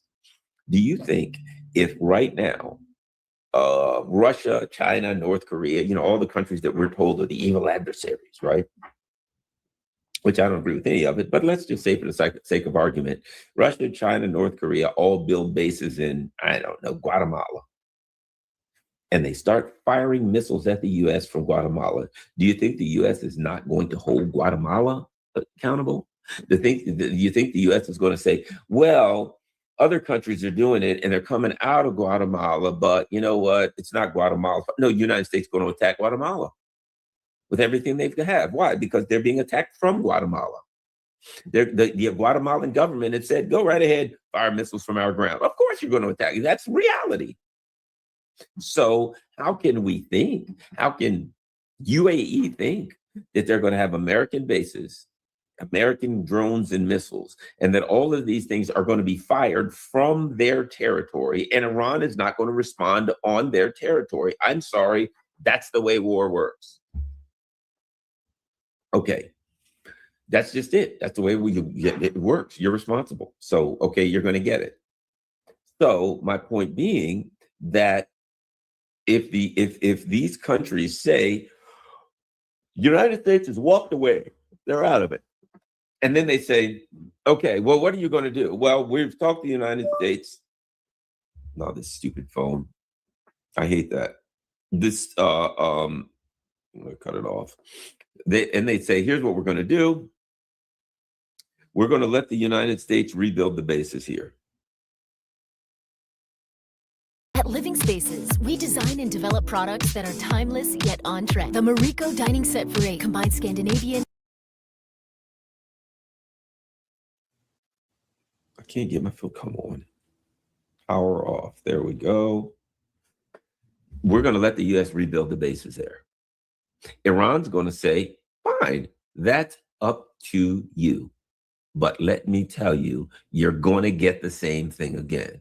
So all of that money you're putting into rebuilding your infrastructure, the minute a missile flies, anything flies, if they have a catapult and they put a rock on it and they heave that boulder from your territory, and it doesn't even make it but a couple hundred yards into the ocean, it splashes, but they fire it at us, we're flattening everything again.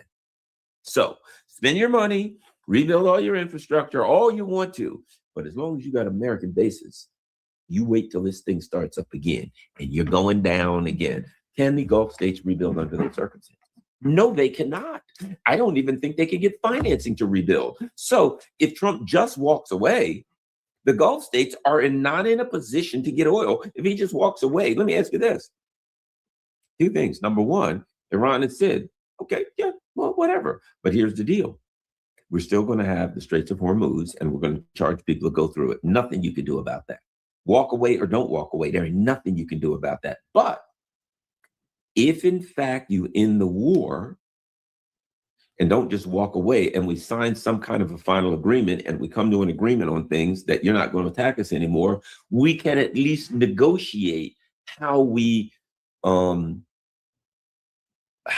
maintain our control of the Gulf, of the Persian Gulf. Right? So you can have some say, we'll listen to you and we can work some things out, right? But just walk away, you got no say. And if you think you're going to push us out, you ain't pushing us out. You can't push us out. And your only option is walk away and we do it however we want.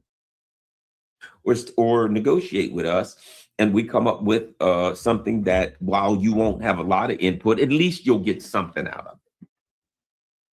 You'll get some minor input in the discussion in it. That's the U.S. So if the U.S. walks away, they get nothing. No input, no discussion, nothing. Abandon it. And look at this. When Trump walks away, you look at it and you're like, you went in, right? Yeah. And what happened? How did that work out? You attacked Iran. Okay. What happened? We lost a lot of equipment. All of our bases got blown up. Okay. What else? They took the Persian Gulf and they gave us the finger and laughed in our faces. Okay. That is a defeat, isn't it? Yes, it is. A catastrophic defeat. Because part of that was we've got to get control of Iran's oil so we can choke China out from their oil. Well, that's done. Not happening. It's done anyway. It's not happening.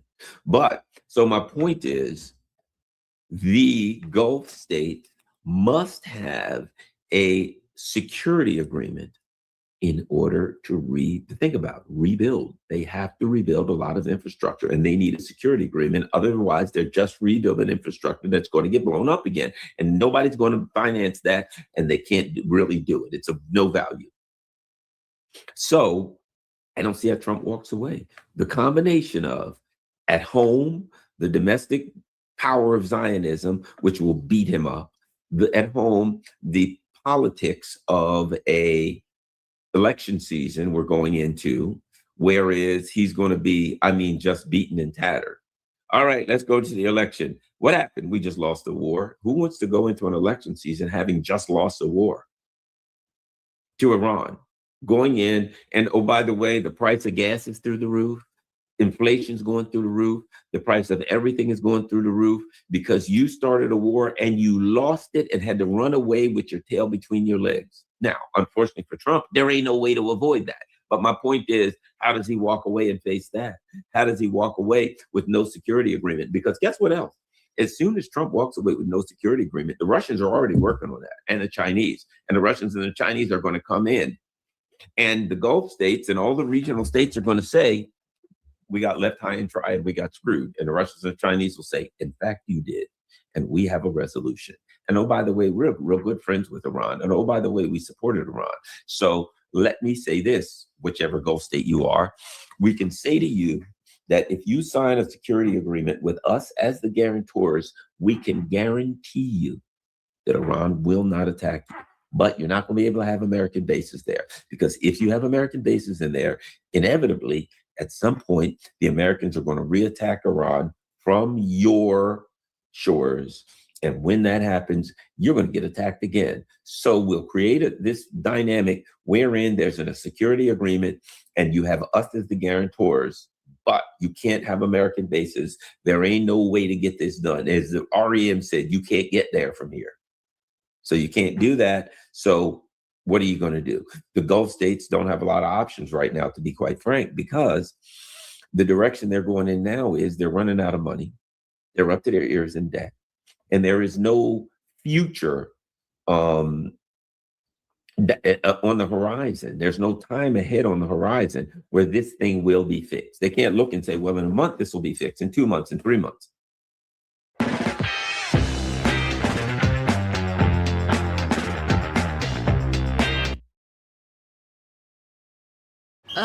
When is my allergies for gonna kick in? You need Astapro. Astapro? It's faster, bro. 8 times.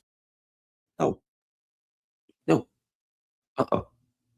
And now what you're looking at, Gulf states such as the UAE saying, how can I figure a way that I can pump as much oil as I can and sell it at any price?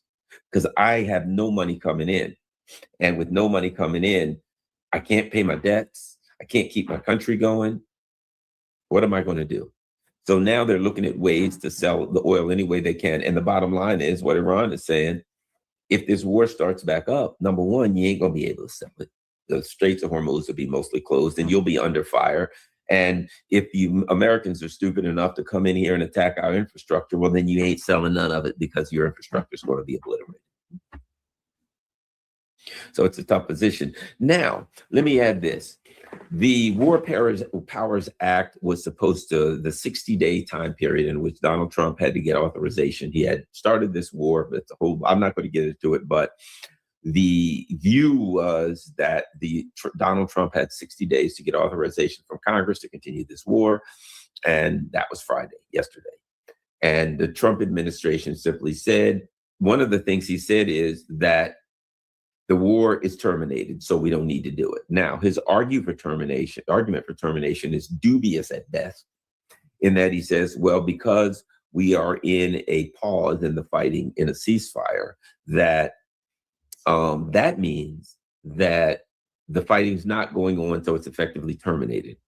That a temporary ceasefire gives us more tax back onto the 60 days. Well, the problem with that is it turns the war into a bunch of different bites. For instance, now the law says 60 days. What Trump is saying is, if I fight for 20 days and then I have a 500-day ceasefire. Well, no, that only counts as 20 days. Then I fight another 20 days and I have another 500-day ceasefire. Well, I've had 540 days, but Trump is saying you can only count the times that we're actually fighting. Actually, you can't count ceasefires as part of it, but that's not what the law says. The law says 60 days. It doesn't say 60 days in bits and bytes and portions. But the Trump administration knows already that the Congress are a bunch of warmongers, that they're Zionists, that Israel wants this, and that these people will go along with whatever they're told when it comes to war and what they're told by the Zionists. So he knows that while his argument, is crap legally, that Congress is not going to push back on it. They're going to let him get away with it. So that also, I wonder if that also affects whether or not Trump will just suddenly attack, because he's said it was terminated. And according to him, what was it, 30 days maybe of fighting, 40 days, 30, 40 days, I don't know. And then there was a ceasefire, which means he's got another 30. But that would mean that if he starts fighting, let's just say 30 days of fighting, that would mean that if he had had this ceasefire for however many days, and then he started back, then the clock starts again and there's 30 days. Well, look, could you do that day by day? Could you say we fought for 3 days? Well, we haven't fought for these 4. We haven't fired a missile for 4 days. So then we fight for 3 more days. Then we haven't fired a missile for 4 days. So that's only 6 days. That's not what the law says. It says 60 days from the beginning, not 60 days in bits and chunks. But of course, Congress is not going to enforce that. So if Trump starts back according to his logic, which Congress, of course, is going to accept, he's going to have 30 days again. And he's going to be getting his ears boxed while those 30 days happen. So that's an argument that the Trump administration may not immediately attack Iran because they have another problem. But again, as I said, these people are unpredictable and they're pushed into a corner. And this is another existential war, because all wars for the empire now are existential. They cannot afford to lose a war. They're in Ukraine. It's existential. Why? Because it's part of the plan to dominate the world. First, we're going to go to Ukraine. We're going to move up to Russia using Ukraine. We're going to destabilize Russia. Then we're going to take over Russia and regime change Russia, and then it's ours. And then when we regime change Russia, we can then cut off China's oil and gas and all the things they get from Russia. We can regime change Iran. We can cut off all the oil and gas and all the stuff they get from Iran, right? This is about taking out China. And if the U.S. can't take out China, their whole goal of dominating the world is up in smoke, which it is already. But my point being, so each of these conflicts is now existential. If we lose this, our ultimate goal of taking out China is gone, so we can't afford to lose it. But they're losing both of them, and they're going to lose both of them, right? And the other, of course, issue that before Trump walking away, but that I touched on a little bit, is the bases. If Trump walks away, there are a couple of questions that have to be answered. Number one, as we just discussed, can the Gulf states rebuild their infrastructure and still have American bases? Because if the bases are there, they're in danger of getting reattacked, right? Number one. Number two, rebuilding the bases is very expensive, but for what?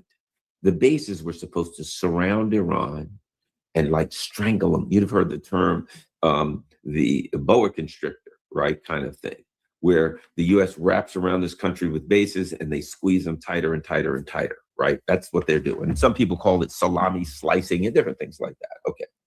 So the U.S. puts all these bases. We put a circle of bases around Iran. Now we're going to dominate Iran, right? So Iran vaporizes our bases with conventional long strike capabilities, right? Drones and missiles. So that brings forth the obvious question. If we rebuild the bases, the Gulf Coast states are now targets again because they have bases. So they may have to think twice about us rebuilding the bases, but I don't know if they have enough sovereignty to even say no to the U.S. Probably not. But number two, why are we rebuilding the bases? Because we know that if we rebuild all of our bases and it costs us hundreds of billions of dollars, and we rebuild the billion-dollar radar sites and all these other things, we rebuild all of our infrastructure. Because we're coming back after Iran in a year. What do we got to do when we come back after them? Hey, we're going after Iran. What's the first thing we need to do? Vacate all the bases. Why? Because Iran's going to vaporize every one of them again on the first day. Only 10 times worse and 10 times faster this time. So in reality, there's the issue of the Gulf states making themselves vulnerable to certain retaliatory attacks by Iran if they allow the U.S. to rebuild the bases, which, as I said, they may not be able to say no. But number two, the fact that the bases are nothing but targets. And even if you rebuild the bases, they're doing you no good, because if you go back to war with Iran, Iran's going to obliterate those bases again like they did. So the concept of putting a lot of bases around Iran to dominate them, that strategy, if that's what it was, is now gone. You need a different strategy if you're going after Iran. The concept of building bases, that old World War II type of war strategy where you build a bunch of bases and you fight, no, that's over. Because of long-range accurate strike capabilities, they're going to be obliterated. So the idea of even dominating by having bases of occupation there from which you can launch attacks to against your adversaries is over. Bases will be blown up on day one. Forget that. We've got Pete Hegseth within Congress, and Congress was squeezing him a little bit, saying, hey, what about these bases being poorly defended? As much as I hate Pete Hegseth, I can't fault him here. He was making excuses, which were stupid excuses, idiot excuses. But then again, Hegseth is an idiot. And what else would you expect to come from him? But what they were bringing up is that there were soldiers who have been interviewed who said we were not defended. We were pretty much left to die. No defense, inadequate defense. They just left us there and bombs blew up all around. And some of us died and some of us were mangled. But hey, we were thrown to the dogs, which bad news for you soldiers in the region. It's not that you were inadequately defended intentionally by the government. It's that we don't have any decent air defense that could protect you. Technologically, your government is unable from protecting you in the region. So while it may appear on the surface that they didn't do enough, that ain't necessarily it. It's that they can't, because our air defense systems are wholly inadequate and they're based on 1970s technology. So sorry about that. But Pete Hegseth was arguing with some Democrat about that. It doesn't matter. It comes down to this. What they didn't come out and say is that they can't. They couldn't come out to that argument and say, look, even if we rebuild the bases, technology's changed and we're unable to protect our bases. So if we rebuild the bases, they're done. As soon as we go after Iran again, they're going to fry those bases. They're going to obliterate them on hour one. So what do? So that's another reason that Trump can't just walk away, because the issue of the bases of what's going to happen to U.S. bases has to be addressed before the U.S. either leaves or doesn't leave. You got to say something. You got to work with these Gulf states, and you got to figure that out. And guess what? As I've said about so many things, there ain't no way to figure it out. There ain't no way to fix it. Iran dominates the region with long strike capabilities. And at this point, until you have some adequate air defense against drones and good missiles like that, you're out of the mix. Sorry, you're out of the party, brother. Nothing you can do. You can't fight that battle no more. You are in horse and buggy as far as military technology. And the problem here, the factor that put the United States in this situation, I would argue, is the neoliberal deindustrialization and corruption. If I'm going to throw that in, but deindustrialization and corruption, because, and I've said this about Europe. Europe's like, yes, we need $800 billion to build a mighty army to fight Russia.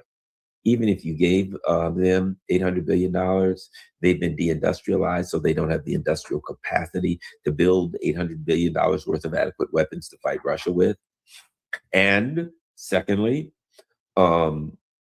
these societies have become so corrupt, and I mean the political class has become so corrupt, that if you gave them $800 billion, everybody's would be so busy stealing their fair share that you wouldn't have enough to build a single drone at the end.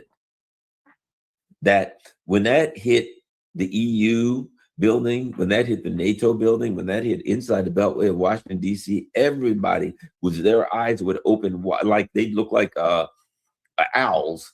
Their eyes would look like 50-cent pieces, marbles. Holy crap, look at the numbers behind that. I'm getting my fair share. So the combination of deindustrialization and corruption, endemic corruption, in the political class, particularly in the political and the industrial class, mean that even if we had the money to upgrade our political abilities, our industrial capabilities, right, to build things and to increase technology, even if we were able to do that, the money would be stolen. Most of it would be stolen. And our system just can't build things like that anymore. We've been deindustrialized. We sent our industrial capability overseas, right? Either we moved our company over there, or we closed our company and now we just built over there and we buy it cheaply from their companies over there. right? I know a guy who had, I don't know if he still has it, but he had a company where they sold equipment, like powered speakers for DJs and bands. They sold amplifier, all that kind of stuff, right? For microphones, you name it. And all this person did, they made a lot of money. They actually wrote, I won't say it, but they actually wrote songs for a very, very famous group. And they made, the millions of dollars from that. And they said, well, we got lots of money. Let's go to China and let us go to some of these factories that make amplifiers and speakers and make a deal with somebody, and they'll ship it over here and we'll sell it and we'll get a good price. And that's what they did. And off they went. This was some years ago, so I don't know how it turned out, but that's what they did. And that's what happens over here. People go to China, Bangladesh, wherever, and they say, I need clothes, I need to sell this or that. And they find a factory that makes it, and they don't need a factory that makes it. They just buy it over there, ship it over here, mark the price up and sell it and make some money. And they go over there and they say, this is what I want. This is how I want it done. Maybe these are the colors. These are the materials, things like that. These are designs, things like that. It gets here, they sell it. These factories will make it. They computerized, put it all in there, design for what you want. They make it, bring it back here. But when it comes to the military industrial complex, what that means is that a lot of our industry just ain't done here. We got to buy it elsewhere. And might I add, at a time when it's going to be expensive, at a time when some of the countries that we buy it from, such as China, will have an adversarial relationship with us and will say, well, why should I build, the gun that you're going to shoot me with? I'm not telling you that crap. You kidding me? You want to make missiles and attack me? Never going to happen, right? You have that. And of course, as I said, the endemic corruption. Whereas now, I mean, you look at what Trump and his family are doing. They're stealing money like there's no tomorrow. But did you look at Biden? You remember Hunter Biden selling his paintings for $800,000 that I wouldn't give to a child hand painter or, finger painter in kindergarten? Or he's in Ukraine getting, ghost employee jobs from Burisma. Trump didn't invent this. This is the way the game is played. Corruption. Trump is just maybe taking it to another level, but he didn't invent this. He came into this game and he's playing the game. Trump's position is don't hate, man. Hey, I'm trying to eat. They were doing this before I got here, and now I'm doing it. He's just another corrupt government official. That's all he is. In a corrupt government, there's going to be corrupt government officials. That's the way it works. In a corrupt system, everybody's got to get their fair share through corruption. So as I said, even when Trump says, I want a $1.56 million budget for the Pentagon, okay, but we don't really have the industrial capability to produce stuff on scale. And a lot of that's going to get stolen. So the United States does not have the ability to build and equip a military that can match the rhetoric, that can match the intent, that can match the aspirations of the government officials. Their aspirations and intent are to be a dominant force in the world. But now, in order to do that, you're going to have to be a military dominant force in the world. And we went into to Iran to demonstrate to the world that we are a militarily dominant force. And they took their freaking fist and they shoved it so far down our throat that they could massage our kidneys and liver.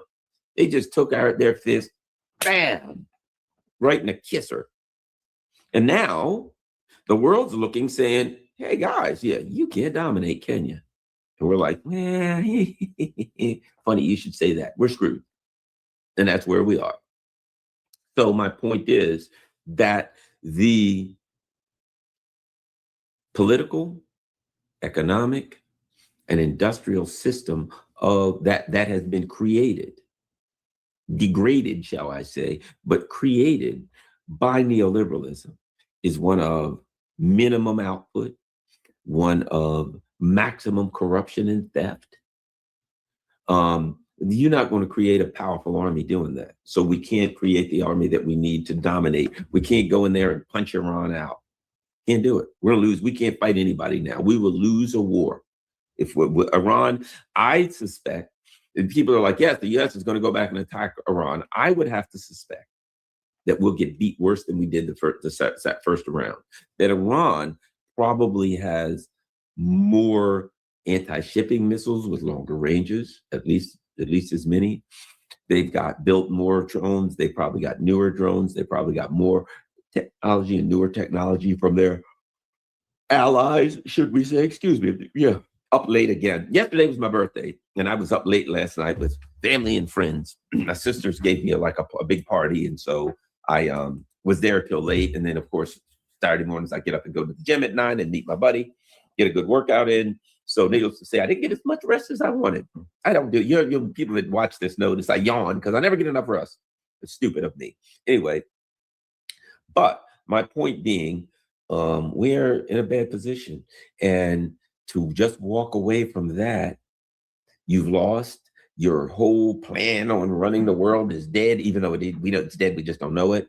And then what is your raison d'etre, right? What is your reason for living, your reason for existence if you're part of the empire, right? It is to dominate the world. And guess what? And your hopes are done. It's almost like a person, you see, like sometimes you'll see a person who does something their whole life and then they retire and they die in like 6 months because their reason for living was whatever they did for a living. They enjoyed it. They loved it. And then as soon as they lost that reason for living, they just died. Well, that's the empire. If the politicians who run this suddenly say, well, you know what, we've decided we can't overthrow the world and contain China and Russia and everybody else, and now we just got to be another country like everybody else. Oh, they drop dead. What is their reason for existence now? Their reason for existence is domination. And you know what? Look what they're doing to us. Censorship, domination. That's all they know in all directions. Externally and internally, and it is failing, and there's no way to fix it, and there's no way to stay in the Gulf region because we are no match for Iran clearly when it comes to long range accurate fire. There's no way to just walk away, because if we just walk away, what do the Gulf states do? Wait for us to come back, repair their damaged infrastructure, knowing it's going to get blown up again. What do some of these Gulf states do that literally have like 12% of their population are indigenous, are people from the region, and the rest of them are people from other parts of the world that come there? They're Filipinos, they're Sudanese, they're people from all over the world. Poor people come there to work for the 12%. What kind of country do you have when you're no longer bringing in big money and you can't pay these people? And now all you got in your country is that 12% of the indigenous people that were there in the first place. If you are Trump, if you're the Americans and you attack Iran's infrastructure, they're going to attack the Gulf infrastructure. And whether it empties out or not, it's going to mostly empty out. And what's going to happen then? Those people are going to come back here or go to Europe. By the tens, hundreds, literally hundreds of millions. I think there's like 400 million people outside of Iran in the Middle East. So let's just say 200 million of them got to go somewhere. Wonder where that's going to be, Mr. We must stop all the immigrants. At any rate, so that's where we are. I think that's my thoughts of why we can't just Trump just can't walk away and leave. And it is the ultimate conundrum. He can't walk away and he can't stay. Cultfigga.